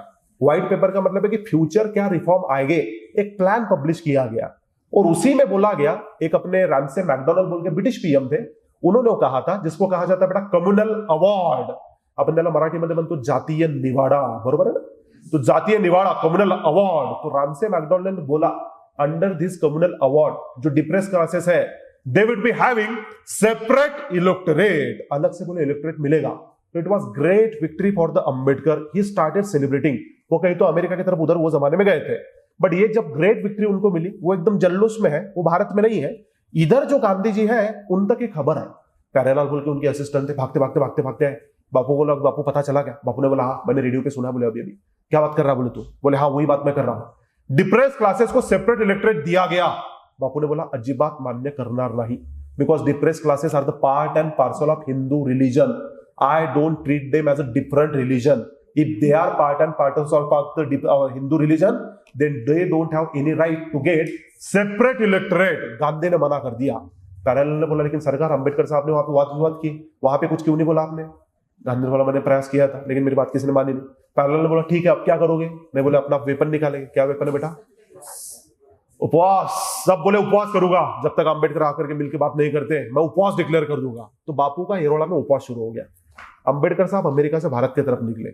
अंबेडकर साहब मुंबई में लैंड हुए। मुंबई में लैंड हुए, जो समता दल है उनको वेलकम करने आया। समता दल उनको वेलकम करने आया और शायद यही वो समय है कि जहां पे अपने बेटा दलित मूवमेंट का एक नारा भी नया आ रहा था कि जय भीम। बता सकते हो बेटा पहली बार किसने दिया ये नारा? जय भीम। हाँ बेटा बराबर बोल रहा है कोई तो? हाँ very good very good. Actually एक हमारे नागपुर के व्यक्ति रहे, ये जो नागपुर के व्यक्ति है हमारे समता दल के एक्टिव मेंबर थे और समता दल के सचिव भी हुआ करते थे। उनका नाम है बेटा बालू हरदास एलन। तो जो बालू हरदास है, कुछ किताबों में उनका नाम बाबू हरदास ऐसा भी है। इन्होंने पहली बार वो नारा दिया था कि जय भीम, सामने से रिप्लाई दिया जाता था कि बल भीम। तो ये नारा ऑफिशियली 1938 के बाद एकदम यूज्ड टू हो गया, but during this particular time अब वो वहां पे आना शुरू हो गया कि जय भीम बल भीम। तो समता दल ने वेलकम किया, वेलकम करके इनको सैल्यूटेशन दिया और अंबेडकर को यही मुद्दा बोला कि अपन जिंक लो। अंबेडकर ने बोला हो पेड़े बांटा। लोगों ने बोला पेड़े तो बांटना, बट एक आदमी पेड़ा खाने तैयार नहीं। बोले कौन? अरे बोले वो बापू उधर बैठा है, बोले उपवास कर रहा है। अंबेडकर ने बोला आपल्याला काय घेणं देणं, घर पे चलो, इग्नोर करो। सच में इग्नोर कर रहा है। वो घर पे आ गए, भायखला में उनका घर था, लोग उनसे मुलाकात करने आ रहे हैं। जो लोग आ रहे हैं एक ही मुद्दा कर रहे हैं कि बराबर कांग्रेचुलेशन, बट बापू का क्या सीन है? बोला अपने को क्या पता। 2 दिन हो गए, 3 दिन हो गए, 3 दिन हो गए। अब बापू की हालत बेटा आपको पता है कितनी मजबूत है ना। उनकी तबियत कमजोर होते जा रही है, प्रेशर आते जा रहा है, इनके सामाजिक प्रेशर है, ये परेशान होते जा रहे हैं कि अब मैं क्या करूं। अब मीनवाइल ऐसा हो रहा है कि जो भी लोग आ रहे हैं इनको वही सवाल पूछ रहे हैं। मल्टीपल कांग्रेस के डेलीगेशन आ रहे हैं, प्यारेलाल आ रहा है, सरोजिनी नायडू आ रही है, मदन मोहन मालवीय आ रहा है, बोल रहे हैं कि एक बार आकर के मुलाकात तो करो। ये बोल रहे मला काही घेणं देणं नहीं, मुझे जो मिला है वो अच्छा है, मेरे कम्युनिटी के बेनिफिट के लिए, अपलिफ्टमेंट के लिए, मैं मानने वाला नहीं हूँ। गांधी जी को उधर उपवास चल ही रहा है, तबियत खराब होती जा रही है। एक दिन क्या हुआ कि इनकी पत्नी इनके पास आई, अंबेडकर साहब की, और अंबेडकर साहब की पत्नी उनसे बोलती है की त्या एवढ्या राष्ट्रसंताचा, राष्ट्रपुरुषाचा मृत्यू जर का झाला तर त्याचं पाप तुमच्यावरती येईल। अंबेडकर एकदम shock, what do you mean? बोले मैंने सुना है कि वो गांधी जी आपके वजह से उपवास कर रहे हैं और इतने संत पुरुष की मृत्यु बोले आपकी वजह से हो गई तो आप पे पाप लगेगा। इन्होंने बोला पहली बात तो कोई संत पुरुष नहीं है, दूसरी बात तो कोई महात्मा नहीं है, तीसरी बात तो उनका रियल चेहरा तुमको पता नहीं है। मैंने देखा है राजकारणी गांधी, फरक होता है राजकारणी सामाजिक बेटा है ना, मैंने देखा है बोले हो। बीवी ने बोला मला त्यातलं काहीच कळत नाही, मुझे एक बात समझ में आ रही है कि अगर उनकी मृत्यु हो गई तो समाज आपको भाई साहब गाली देगा। अब इनको ये बात समझ में आ गई कि अगर मेरे बीवी तक वो बात आ रही है तो समाज में चर्चाएं हो रही है, और सच में अगर कुछ हो गया बापू का गलती से कम ज्यादा, जो होता नहीं था बट अगर हो गया तो इल्जाम किस पे आएगा बेटा? अंबेडकर विलन बन जाऊंगा एक ही दिन में। तो अंबेडकर साहब उतने होशियार थे, अंबेडकर साहब उतने समझदार भी थे। अंबेडकर साहब जिद्दी है लेकिन इतने भी जिद्दी नहीं है कि कंडीशन को हाथ से बाहर जाने दे। इमीडिएटली पूना है, पूना करके येरवड़ा जेल में आए। येरवड़ा जेल में बापू की अपनी स्पेशल अरेंजमेंट थी। बापू एक पलंग पे वहां पे लेटे हुए थे, बाजू में उनके असिस्टेंट है, असिस्टेंट बोले तो प्यारेलाल वगैरह ये सब लोग वहां पे है। इन्होंने वेलकम किया। गांधी आए, जैसे अंबेडकर आए तो गांधी पलंग से उठे, उठ करके सीधे उन्होंने अपने अंबेडकर को हक कर लिया, प्यार से एकदम। हक करना बेटा आपको पता होगा डिप्लोमेसी है ना, ग्रेट हैरेसमेंट जो कुछ भी है ना, तो वहां पे हक वक कर ली गई बढ़िया तरीके से। अंबेडकर ने बोला ठीक है बैठो बोले। तो गांधी जी बैठे, गांधी जी के बाजू में अंबेडकर साहब बैठे, दोनों की बातचीत चर्चा शुरू हुई। गांधी जी ने पहला सवाल किया कि क्या मिला है आपको? अंबेडकर साहब ने बोला मुझे मिले हैं सेपरेट इलेक्टोरेट। बोले कितने? बोले लगभग मिले भाई साहब 78। गांधी जी ने बोला कांग्रेचुलेशन, बट मेरा एक आक्षेप है। बोले क्या? पहली बात तो बोले जो डिप्रेस क्लासेस की आप बात कर रहे हो, they are not the separate entity, they are part and parcel of the Hindu religion. तो इन्होंने बोला कि भाई हिंदू रिलीजन के पार्ट एंड पार्सल है, then treat us like a Hindu people, है ना, are you treating us like a Hindu people? फिर गांधी जी ने बोला पर्सनली मैं तो जात नहीं मानता, एक्चुअली वो नहीं मानते थे, है ना, बट जो डिप्रेस क्लासेस है गांधी जी उसके लिए एक शब्द का प्रयोग करते थे। बता सकते हो कौन सा शब्द है? हरिजन। अंबेडकर ने बोला ये क्या होता है? नहीं बोले हरिजन, हरि के जन है बोले। अंबेडकर साहब ने बोला काही भूत दया, काही दया मया अजिबात पाहिजे नाही, हम जैसे तुम जन हो वैसे हम भी जन है। जन गण मन मध्ये जन आहे की हरिजन गण मन आहे बाळांनो? जन है ना, तो we don't want any privilege, we don't want बस any special right, we want equality, जैसे आप हो वैसे हम भी हैं। गांधी ने बोला ठीक है। देखो बोले प्लान ये है कि मैं चाहता हूं कि आप ये जो सेपरेट इलेक्टोरेट है इसको डिनाई कर दो और रिजर्व्ड कॉन्स्टिट्यूएंसी इसको एक्सेप्ट करो। थोड़ी बात बेटा ध्यान से सुनो क्योंकि ये ना परंपरा अभी भी चल रही है कि सेपरेट कॉन्स्टिट्यूशन है, सेपरेट इलेक्ट्रेट है, डिनाई करो और क्या एक्सेप्ट करो बेटा, इंडियन रिजर्व कॉन्स्टिट्यूएंसी। क्या मतलब है इसका? सेपरेट का मतलब ये होता है कि जहां पे कैंडिडेट और वोटर्स दोनों कौन रहेंगे बेटा? दोनों रहेंगे। फॉर एग्जांपल डिप्रेस है तो डिप्रेस लोग ही रहेंगे, दलित लोग ही रहेंगे। मतलब अदर देन दलित कोई आदमी वहां पे इलेक्शन फाइट नहीं कर सकता, अदर देन दलित कोई व्यक्ति वहां पे वोट भी नहीं कर सकता। तो प्रथा ये बनी कि देखो भाई, अगर आप सेपरेट रहोगे आप हमेशा से हिंदू धर्म से टूट जाओगे। मेरा प्लान ये है, बोले मेरा प्लान है रिजर्व कॉन्स्टिट्यूएंसी। इसका मतलब ये है कि जहां पे जो कैंडिडेट है वो दलित संप्रदाय से आएगा, दलित कम्युनिटी से आएगा, बट जो वोटर्स है वो सब कौन रहेंगे बेटा? All, everyone would have right to vote. सबको इक्वल अधिकार वहां पे रहेंगे। तो अंबेडकर वो बात मान गए। गांधी जी ने बोला था कि आपको पहले 78 मिले हैं, मैं लगभग उसके डबल देता हूं, 148 देता हूं, पर आप मेरी बात मान जाओ। तो अंबेडकर वो बात मान गए। बात करके लगभग 148 जो बेटा अपने सीट्स है वो उन्होंने वहां पे ले ली। और ये दोनों के बीच में एक पैक्ट हुआ। वो पैक्ट का नाम है, बता सकते हो क्या नाम है बेटा? The Poona pact. Poona pact ये दोनों के बीच में वहां पे साइन किया गया। तो जब पूना पैक्ट साइन हुआ उसका आउटकम ये है कि instead of the separate electorate जो रिजर्व सीट्स है वो एक्सेप्ट की गई। ऐसा पूना पैक्ट का कंक्लूजन है। But one more thing is important, highly important, कि पूना पैक्ट के ऊपर डॉक्टर बाबा साहब अंबेडकर के on behalf of depress classes signature है। बट व्हाट्स बेटा अपने गांधी जी, इनके सिग्नेचर है कि नहीं है? गांधी जी के सिग्नेचर नहीं है। Gandhi is highly clever person. पहली बात तो गांधी को लगता था कि मैं अपर कास्ट नहीं हूं, मैं वैश्य आदमी हूं ना, बढ़िया आदमी हूं, तो मैं सिग्नेचर कैसे करूं? तो पूना पैक्ट के ऊपर डिप्रेस क्लासेस की तरफ से डॉक्टर अंबेडकर साइन कर रहे हैं, बट अपर कास्ट की तरफ से गांधी जी साइन नहीं कर रहे क्योंकि खुद को वैश्य मानते हैं। तो अपर कास्ट की तरफ से मदन मोहन मालवीय इनके सिग्नेचर है और वहां पे मान्य किया गया है रिजर्व कॉन्स्टिट्यूएंसी।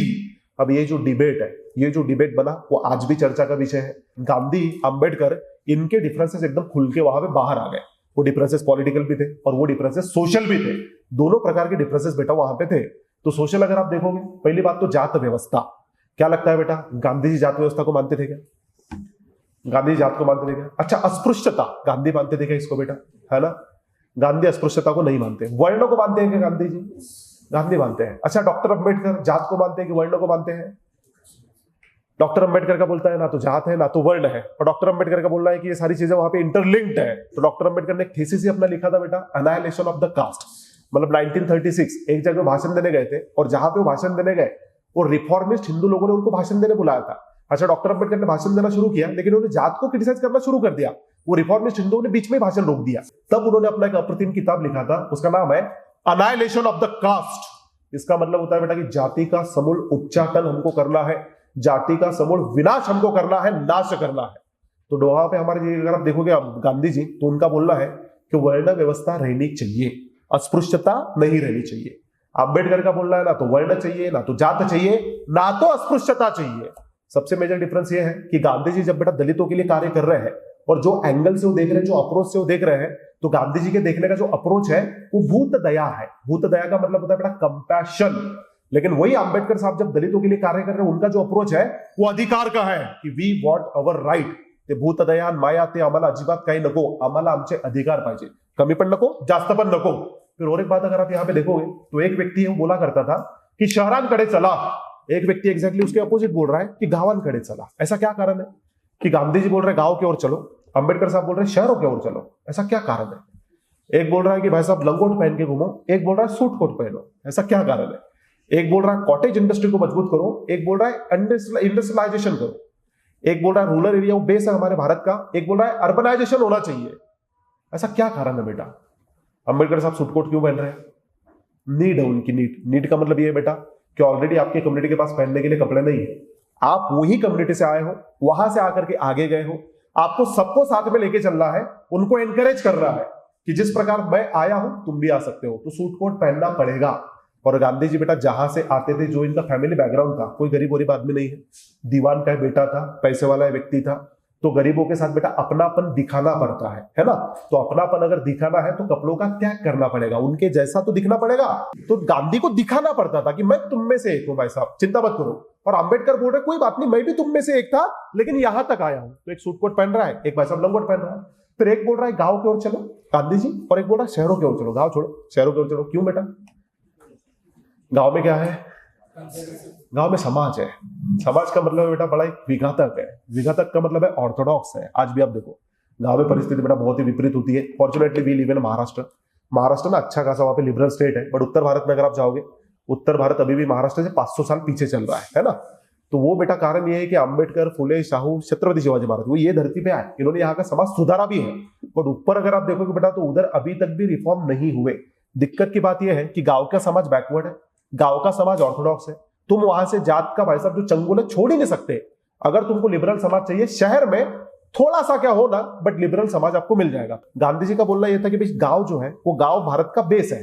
जब तक वो वहां पे लिबरेट नहीं होंगे, जब तक वो प्रोग्रेसिव नहीं होगी, शहर कैसे हो जाएंगे? क्योंकि अल्टीमेटली गांव के लोग ही तो शहर में जाके बसते हैं। बात समझ रहे हो? तो दोनों का ऐसा अप्रोच आपको वहां पे अलग अलग देखने मिलेगा। फिर इनका जब अप्रोच चल रहा है, इनका जब घमासान चल रहा है, हरिजन शब्दों को लेकर तो बहुत घमासान हो रही है। क्योंकि यहाँ पे गांधी जी ने बोला था कि देखो अंबेडकर चिंता मत करो, आज के बाद मैं आपको प्रॉमिस करता हूं कि मैं कांग्रेस से रिजाइन कर रहा हूं। उन्होंने कर भी दिया था 1934। और आज के बाद मेरा जो प्राइमरी फोकस रहेगा वो रहेगा सोशल रिफॉर्म मूवमेंट। बोले अच्छा कौन सी मूवमेंट रहेगी? अंबेडकर ने उनसे पूछा। गांधी जी ने जवाब दिया मेरे मूवमेंट को मैं नाम रखूंगा, बोले हरिजन मूवमेंट। अंबेडकर बड़े नाराज हुए कि हरिजन क्यों, दूसरा नाम क्यों नहीं है? नहीं बोले हरिजन, हरि के जन है ना, स्पेशल बोले प्रिविलेज क्लास है। अंबेडकर को एतराज था। फिर गांधी जी ने प्रॉमिस किया कि मैं प्रॉमिस करता हूं कि मेरा एक न्यूज़पेपर है जिसका नाम है यंग इंडिया, उसको मैं रिनेम कर दूंगा और रिनेम करके उसका मैं रख दूंगा हरिजन। अंबेडकर को और एतराज था कि ये हरिजन क्या है। मैं बोले अंबेडकर मैं आपसे रिक्वेस्ट भी करता हूं कि पहला आर्टिकल आप ही लिखो। अंबेडकर ने बोला नाम बदल रहे हो क्या? बोले नहीं। फिर बोला आर्टिकल भी नहीं लिख रहा, जाति को मना कर दिया उन्होंने। फिर उन्होंने वहां पे अपने टागोर साहब को कांटेक्ट किया, टागोर को बोला कि आप आर्टिकल लिखिए। तो टागोर साहब ने बेटा हरिजन के पहले कॉपी में अपना आर्टिकल लिखा था, उसका नाम है द क्लींजर। तो क्लींजर नाम का आर्टिकल लिखा गया। और इसके बाद बापू अपने सेवाग्राम से गांव गांव घूमते थे। गांव गांव घूम के लोगों को एक्चुअली बोला करते थे कि अस्पृश्यता का पालन मत करो। इवन गांधी जी अपने पर्सनल जीवन में अस्पृश्यता का पालन बेटा नहीं करते थे।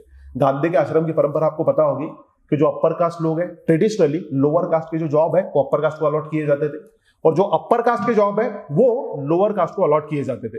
मतलब जात पात का खंडन प्रयत्न ये भी कर रहे हैं। इवन वो गांधी है कि गांधी टोपी नाम का प्रकार वो इंट्रोड्यूस करते हैं। Do you know the meaning of Gandhi टोपी? क्या मतलब बेटा इसका जानते हो आप? ये मत बोलना कि सर वो ऐसी टोपी होती है। क्या मतलब बेटा गांधी टोपी का? और महाराष्ट्र में बहुत ही प्रसिद्ध है। क्या मतलब बेटा उसका? पहले क्या होता था कि आपकी जो जात है ना वो आपकी पगड़ी के हिसाब से पता चलती थी। मराठी में एक शब्द तुम्हें ऐकला असेल की 18 पगड़ जाती। ऐकलाय का? तो पगड़ बोले तो पगड़ी, कि हर जात की हर समुदाय की पगड़ी अलग अलग होती थी, और वो पगड़ी देख के लोग आइडेंटिफाई करते थे कि अपर कास्ट है कि लोअर कास्ट है।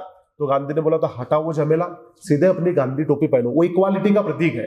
तो गांधी जी ने वो कार्य उनके हिस्से वहां पे किए हैं। बट ये दोनों के बेटा आइडियोलॉजिकल डिफरेंसेस वहां पे बने हैं, पॉलिटिकल भी है, सोशल भी है, बट कुछ कुछ इनमें सिमिलरिटी भी है। सिमिलरिटी अगर आप देखोगे तो दोनों ने सिंबोलिज्म का प्रयोग किया है। सिंबोलिज्म का मतलब यह है कि गांधी जी ने सत्याग्रह किया नमक उठा के, अंबेडकर साहब ने सत्याग्रह किया पानी उठा के। गांधी जी ने वहां पे विदेशी कपड़ों की होली की, अंबेडकर ने मनुस्मृति की होली की। तो इसको बोला जाता है बेटा similarity, the use of symbolism. दोनों ने वो भी किया है। दोनों के अपने अपने लोगों में प्रसिद्धि थी without any doubt. But Ambedkar का जो टारगेटेड ग्रुप है वो भाई सब लोअर कास्ट कम्युनिटीज थी। तो क्या वो पता है क्या कि समय आगे बढ़ा, 1936-35 का समय आया, अंबेडकर साहब ने डिक्लेयर कर दिया कि भाई साहब मैं तो कन्वर्ट अप होके रहूंगा, मैं कोई तो दूसरा धर्म देखूंगा। तो उनका वो भी अब चल रहा है कि कौन सा धर्म बेटर है। वो सभी धर्मों का अध्ययन कर रहे हैं कि पहले हिंदू, बाद में क्रिश्चियन, बाद में इस्लाम, बाद में बुद्धिज्म, साथ ही जैनिज्म, जो भी रहेगा वो, कि जो मेजर रिलीजन है अध्ययन चल रहा है। बट मीनवाइल 1935 का एक्ट आया था, और ये वही एक्ट है कि जहां पे इलेक्शन की बात की जाती है। ये वही एक्ट है कि जहां पे सेंटर में बाय कैमरल भाई साहब लेजिस्लेचर बनाया जाता है, और ये एक्ट आकर के पार्लियामेंट टाइप का कंसेप्ट बेटा भारत में इंट्रोड्यूस किया जाता है। तो अब यहाँ पे डॉक्टर अम्बेडकर के सामने एक ऑप्शन था कि either I should join CPI और I should form my own party. But Congress option है ही नहीं। Do you know why? Congress है ही नहीं बेटा। उनको ऐसा लगता था कि Congress is dominated by the caste Hindus, है ना, वहां पे हमको रिप्रेजेंटेशन नहीं है। अगेन ये सिमिलर कनेक्शन आपको देखने मिल जाएगा between Phule and the Ambedkar कि 1885 में जब कांग्रेस की स्थापना हुई तो Phule was present in the first meeting और नॉट बेटा। Phule was not even member of the Congress, rather he criticised the Congress कि कांग्रेस बोलते हैं कि we are the political organisation of the India, but Phule से कि where is India in the Congress. दिखाओ बोले एक अस्पृश्य, दिखाओ बोले एक महिला, दिखाओ बोले एक ट्राइबल। कौन था बेटा इसमें का पहले मीटिंग में? कोई भी नहीं था, ना तो महिला थी, ना तो अस्पृश्य था, ना तो ट्राइबल था। तब कांग्रेस को बात पता चली थी कि हाँ यार इस पे काम करना चाहिए। तो बाद में 1889 में धीरे धीरे महिलाओं को प्रवेश मिला, बाद में चल के बाकी ग्रुप भी आने लगे। पर वो फुले ने उनको बता दिया था कि ना तुम्हारे पास फार्मर है, ना तुम्हारे पास ट्राइबल है, ना तुम्हारे पास महिला है, ना तुम्हारे पास ऐसा डिप्रेस क्लासेस है, फिर किस प्रकार अपने आपको इंडिया का ऑर्गेनाइजेशन बोल रहे हो। तो इसलिए इनका भी मानना ये था कि कांग्रेस बोलो तो कास्ट हिंदू का संगठन है, वहां पे जाना ठीक नहीं रहेगा। बेटर ये है कि मैं मेरी अपनी अलग पार्टी फॉर्म करूंगा जो कि प्रेरणा लेगी लेबर पार्टी ऑफ ब्रिटेन से, उसका नाम रखा जाएगा इंडिपेंडेंट लेबर पार्टी।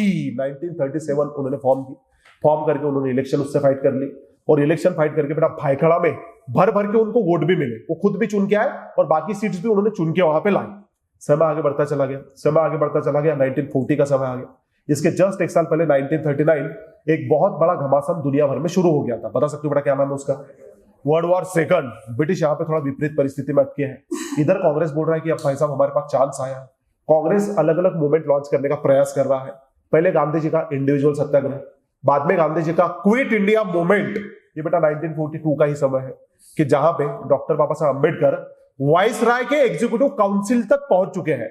मतलब डॉक्टर अम्बेडकर का जर्नी बेटा आप लोग इमेजिन करो कि स्कूल के बाहर आपको बिठाया गया था, अब यही बच्चा वाइस राय के एग्जीक्यूटिव काउंसिल में बैठा है 1942।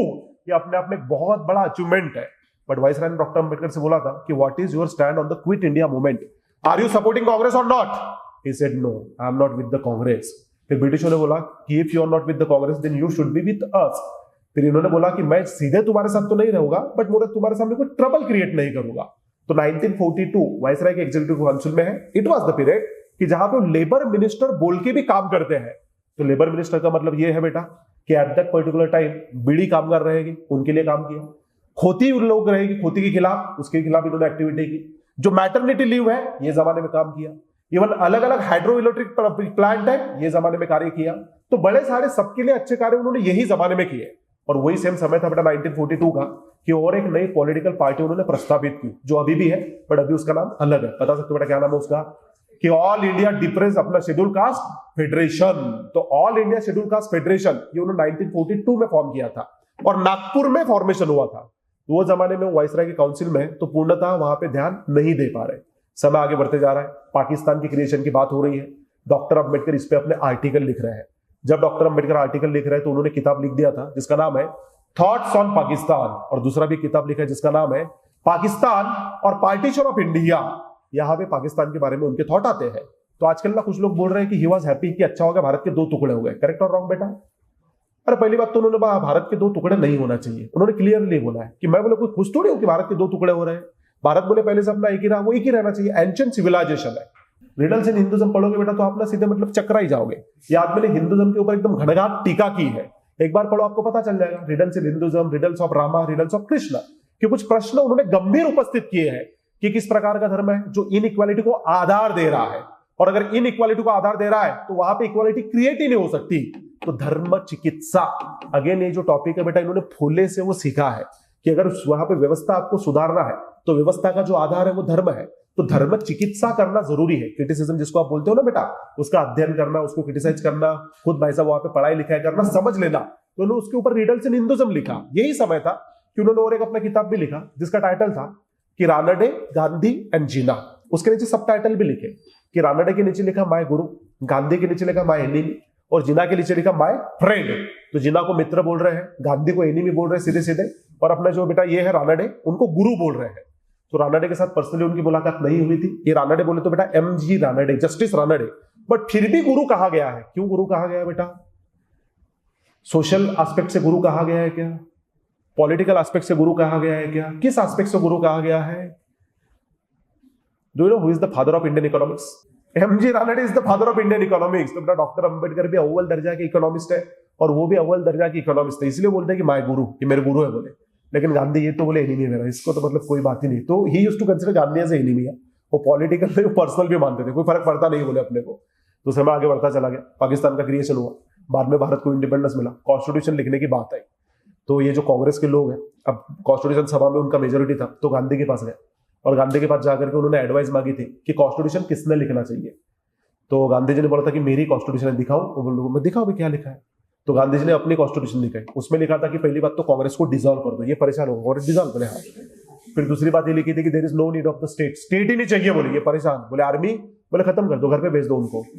फिर बोले अब ये सब जब रहेगा तो हमारा जो राम राज्य टाइप का कंसेप्ट रहेगा, गांव को हम लोग फोकस देंगे और सभी खुद को गवर्न कर देंगे। तो नेहरू पटेल ने उनकी वो कॉन्स्टिट्यूशन ऐसे बंद कर दी और गांधी के हाथ में रख दी कि ठेवा तुमच्याकडे। अब बता बोले किसने लिखना चाहिए, बोले ये पसंद नहीं बोले। तो फिर गांधी ने बोला कि ऐसे व्यक्ति से लिखवाओ कि जिसके पास इंटेलिजेंस है, जिसके पास नॉलेज है, और जो विक्टिम है एक्सप्लॉयटेशन का, क्योंकि जो आदमी एक्सप्लॉयटेशन का विक्टिम है वही आदमी एक्सप्लॉयटेशन से मुक्ति भी दिला सकता है। तो इनडायरेक्टली बेटा किसके तरफ इंडिकेशन था? वो doctor Baba Saheb Ambedkar. Believe me, he was the most eligible person. उनके सिवा कोई व्यक्ति हो ही नहीं सकता था। उन्होंने कॉन्स्टिट्यूशन लिखा, ये भारत के ऊपर उपकार हो गए, क्योंकि वो व्यक्ति बेटा विक्टिम है व्यवस्था का, वो आदमी एक्सप्लॉइटेड है, तो जानता है कि मेरे जैसे असंख्य लोग हैं कि जो व्यवस्था के बड़ी बन जाते हैं, उनको लिबरेट करना है। इसलिए बेटा 14 अप्रैल देखोगे तो वो लोग ना इसको भीम जयंती या तो अंबेडकर जयंती नहीं बोलते, लोग इसको स्वातंत्र दिन बोलते हैं। कि जो व्यवस्था थी, जो 2-3 हजार साल का एक्सप्लॉयटेशन हुआ, अभी भी थोड़ा ज्यादा बोला जाता है, बट नो डाउट कि जो इतना एक्सप्लॉयटेशन हुआ उससे हमको ये व्यक्ति ने लिबरेट करवा दिया बाय राइटिंग कॉन्स्टिट्यूशन। आजकल उस पर भी डिबेट चलते हैं कि इन्होंने लिखा है कि राव ने लिखा है। अरे तुम्हारा काय गिने देना है? वो आदमी का अध्ययन कितना है, वो आदमी का लॉ के ऊपर पकड़ है। लोग कुछ कुछ ये भी क्रिटिसाइज करते हैं कि कॉपी पेस्टेड कॉन्स्टिट्यूशन है। क्या लगता है बेटा, कॉपी पेस्टेड है क्या? अब फंडामेंटल राइट, अच्छी बात है बुरी बात है? फंडामेंटल राइट को अल्टरनेटिव क्या लिखोगे आप? क्या अल्टरनेटिव बेटा आपके पास? तो किसी का कोई अच्छी अगर आइडिया है, कोई व्यक्ति है मेरे पास आ रहा है, कुछ अच्छी बात बोल रहा है, अगर मैं बोरो कर रहा हूं, बट मैं अपने कंडीशन के हिसाब से उसको एक्सेप्ट कर रहा हूं, डायरेक्टली उनका थोड़ी ले रहा हूं। इसके लिए भी दिमाग चाहिए। दिमाग बोले तो पहली बात तो लॉ इनको पता है, दुनिया भर के कॉन्स्टिट्यूशन उन्होंने पढ़ रखे थे। जो लोग क्रिटिसाइज करते हैं कभी भारत का कॉन्स्टिट्यूशन खुद भी वो पढ़ते नहीं, बाहर का तो छोड़ ही दो बेटा। तो वो चीज लेकर के डिबेट किए गए, एक्सटेंसिव किए गए, ड्राफ्टिंग कमेटी के हेड है और सिंगल हैंडेडली इन्होंने टास्क मैनेज किया है और हर चीज पे डिबेट हुआ है। वो डिबेट को आर्गुमेंट भी किए गए हैं। डिबेट म्हणजे तुम्हाला माहिती असेल कि एक तुम्हारे पास कुछ तो वहां पे नॉलेज है, मेरे पास कुछ तो है, दोनों आर्गुमेंट रख रहे हैं और अगर आपके पास ज्यादा इंफॉर्मेशन है मैं एक्सेप्ट कर रहा हूं, उसमें गलत क्या बात है ना। तो वो सब कर कुरा के बेटा कॉन्स्टिट्यूशन लिखा गया और वही कॉन्स्टिट्यूशन है कि जिसके खिलाफ इनका संघर्ष था, जिसके खिलाफ इनका स्ट्रगल था। कि जब डॉक्टर अंबेडकर पैदा हुए वो चैन्स में पैदा हुए थे, जंजीरों में पैदा हुए, लेकिन जब बेटा उन्होंने कॉन्स्टिट्यूशन लिखा तो जंजीर उन्होंने केवल अपने लिए नहीं बल्कि अपने समुदाय की भी तोड़ दी बाय राइटिंग आर्टिकल 15, आर्टिकल 17। और सुना है बेटा आप लोगों ने, इक्वालिटी वाला प्रकार है ना। तो ये आर्टिकल लिख करके उन्होंने वहां पे इक्वालिटी प्रस्तावित कर दी, एटलीस्ट थ्योरेटिकली। बट स्टिल उनको बात पता थी कि कॉन्स्टिट्यूशन का मिसयूज अगर हुआ तो भारत गलत हाथों में जा सकता है। बाद में चल के हिंदू कोड बिल 1952 आपको पता होगा, बाद में चल के नेहरू ने इनको पहले अपने कैबिनेट में लिया, आपको पता होगा, है ना। भाखरा नांगल डैम प्रोजेक्ट है, इनका वहां पे अच्छा खासा काम है। नेशनल ग्रिड है, इनका वहां पे अच्छा खासा काम है। ऐसे मल्टीपल सेक्टर है कि जहां पे अच्छा खासा काम कर रहे हैं। हिंदू लड़कियों के, हिंदू महिलाओं के उत्थान के लिए बात कर रहे थे हिंदू कोड बिल, बट वहां पे अगेन जो कास्ट हिंदू है वो लोगों ने मना कर दिया, वो लोगों ने अपोज कर दिया, इनको रोकना पड़ा, इन्होंने रिजाइन कर दिया। बट अब इन्होंने निर्णय लिया था कि अब तो भाई सब कन्वर्जन में करके रहूंगा। मेनवाइल उन्होंने अपना माइंड बना लिया था कि इक्वालिटी, लिबर्टी, फ्रैटर्निटी, जस्टिस ये देने वाला एक ही धर्म है, भारत भूमि का है, अपना है, मतलब भारतीय लोगों को समझने के लिए आसान रहेगा क्योंकि उसके रूट्स इंडियन है। बता सकते हो बेटा कौन सा धर्म है? और वो निकला भी इसी की वजह से था कि वो भी बेटा एक विद्रोह का परंपरा ही थी। तो इन्होंने सोचा कि बुद्धिस्ट धर्म की तरफ मैं जाऊंगा। इन्होंने भाषण दिए हैं, भाषण देकर के उन्होंने क्लियरली बोला है कि मार्क्सिज्म को एकमात्र ऑप्शन उपलब्ध है वो बुद्धिज्म है। इन्होंने क्लियरली बोला कि बुद्धा एंड भाई साहब हिंदू वुमेन किस प्रकार आपका उत्थान हो सकता है। ऐसे अलग अलग चयन आप भाषण दे रहे हैं, अलग अलग किताब लिख रहे हैं। बुद्ध एंड इज धम्म, अप्रतिम किताब उन्होंने लिखा है। दूसरा लिखा है कि हु वेयर द शूद्राज, वो सारी बातें वहां पे लिख रहे हैं और लोगों का मन बना रहे हैं कि हमको कन्वर्ट होना पड़ेगा, हिंदू धर्म में रह के कोई फायदा नहीं है, क्योंकि चाहे मैंने कॉन्स्टिट्यूशन लिखा, चाहे मैंने कुछ भी लिखा, फिर भी समाज बदल नहीं कर रहा। तो जो धर्म हमको एक्सेप्ट नहीं करता, बेटर है कि वो धर्म का त्याग कर दे। तो 1956 अक्टूबर, तारीख बता सकते हो बेटा कौन सी है? 14 अक्टूबर 1956 नागपुर का प्लेस है। नागपुर क्यों चूज किया गया था बेटा? Purposefully Nagpur was chosen. Why? पहली बात तो सेंटर है, ज्योग्राफिकली सबको एक्सेसिबल है। दूसरी महत्वपूर्ण बात क्या है? जो कल्चरल है एक्चुअली। दूसरी महत्वपूर्ण बात है कि ट्रेडिशनल आर्यन कल्चर के जो विरोधी थे नागाज, नागपुर वो उनका बेटा मध्य केंद्र था। ये जो दंडकारण्य है उसमें पड़ता था नागपुर, तो नागाज का प्रतीक है इसलिए नागपुर है। तो नागाज का प्रतीक भौगोलिक मध्य भी है वो, तो वहां पे सबको बुलाया गया। डॉक्टर अंबेडकर ने अपने अनुयायी को कॉल किया। अनुयायी को सबको बुद्ध धर्म नहीं पता था, अनुयायी को डॉक्टर अंबेडकर पता थे और अनुयायी का इतना विश्वास था कि जहां व्यक्ति लेके जाएगा गलत जगह नहीं लेके जाएगा, सही जगह लेके जाएगा। तो बेटा बहुत बड़ी बात है, किसके कहने पे लोग आ रहे हैं और किसके कहने पे लोग धर्म का त्याग कर रहे हैं और धर्म का त्याग करके दूसरे धर्म में जा रहे हैं। तुम किसी को बोल के देखो, धर्म बदलने के लिए मत बोलना, तुम किसी को बोल के देखो बेटा तुम्हारे लिए ना आधी रोटी भी कोई छोड़ नहीं सकता। और ये आदमी बोल रहा है कि भाई कन्वर्ट होना है। 6 लाख लोग गैदर हुए, नंबर भारी होते हैं, 4 लाख से लेके 6 लाख के जनरल नंबर बताया जाता है। तो ट्रेडिशनल सूट कोट में डॉक्टर अंबेडकर वो दिन नहीं थे। वो दिन वो टिपिकल अपना धोती है, सदरा है, वो पहन के वहां पे थे सफेद कलर का। एक कुशीनारा के अपने बनते रहे जिनका नाम है महास्तिवर चंद्रमणि, उनको बुलाया गया था। तो मास तिवर चंद्रमणि वहां पे कन्वर्जन के लिए आए थे। 6 लाख अनुयायी वहां पे है, मजाक की बात नहीं है बेटा। मतलब वर्ल्ड हिस्ट्री का रिकॉर्डेड लार्जेस्ट कन्वर्जन है जो डॉक्टर अंबेडकर ने करवाया था। खुद भी बुद्धिज्म में गए थे और साथ ही साथ 6 लाख अनुयायियों को भी लेके गया था। लार्जेस्ट है, मजाक की बात नहीं है। तो डॉक्टर अंबेडकर यहाँ पे खड़े हुए, भंते जी वहां पे थे, वो विधि कर रहे हैं। साथ ही साथ डॉक्टर अंबेडकर अपने लोगों से कुछ कस्में, कुछ वादे उनसे ले रहे हैं। तो डॉक्टर अंबेडकर ने 22 कस्में वादे बेटा वहां पे खिलाई है। तो जो परंपरा है ना तोड़ना पड़ेगी, वो तोड़ने के लिए वो कस्में दिला रहे हैं कि इनको मानना नहीं है, बुद्ध के मार्ग पे चलना है, इसलिए वो ऐसा बोल रहे हैं। वो व्यवस्था पे आघात है। लेकिन उन्होंने भाषण दिया था, भाषण देकर क्लियरली बोला भी था कि मेरा विजन है कि एक दिन हिंदुस्तान बुद्धमय हो जाएगा और जात पात का खंडन हो जाएगा। डॉक्टर अंबेडकर कन्वर्ट होने के बाद 3-4 महीने वहां पे जीवित रहे हैं। दिसंबर में 6 दिसंबर 1956 उनकी दिल्ली में मृत्यु हो गई थी। मराठी लोगों ने बोला था की आमचा माणूस आहे, बड़े जबरदस्त है कि भारत में कहीं भी जाओ हमेशा आपको देखने मिलते बेटा एक आपुलकी आपल्याला वाटते की बाबा आपल्यातला एक ते आहेत, है ना। तो मराठी लोगों ने बोला कि आमचे बाबा आमच्याकडे पाठवा। तो इनको बेटा भेज दिया गया। जब इनको भेजा गया, इनका जो पार्थिव शरीर है दादर में उनके अंतिम संस्कार हुए और वही दादर में उनकी चैत्य भूमि भी है, वहां पे उनकी समाधि भी है। आज के लिए हम लोग यहाँ पर रुके हैं।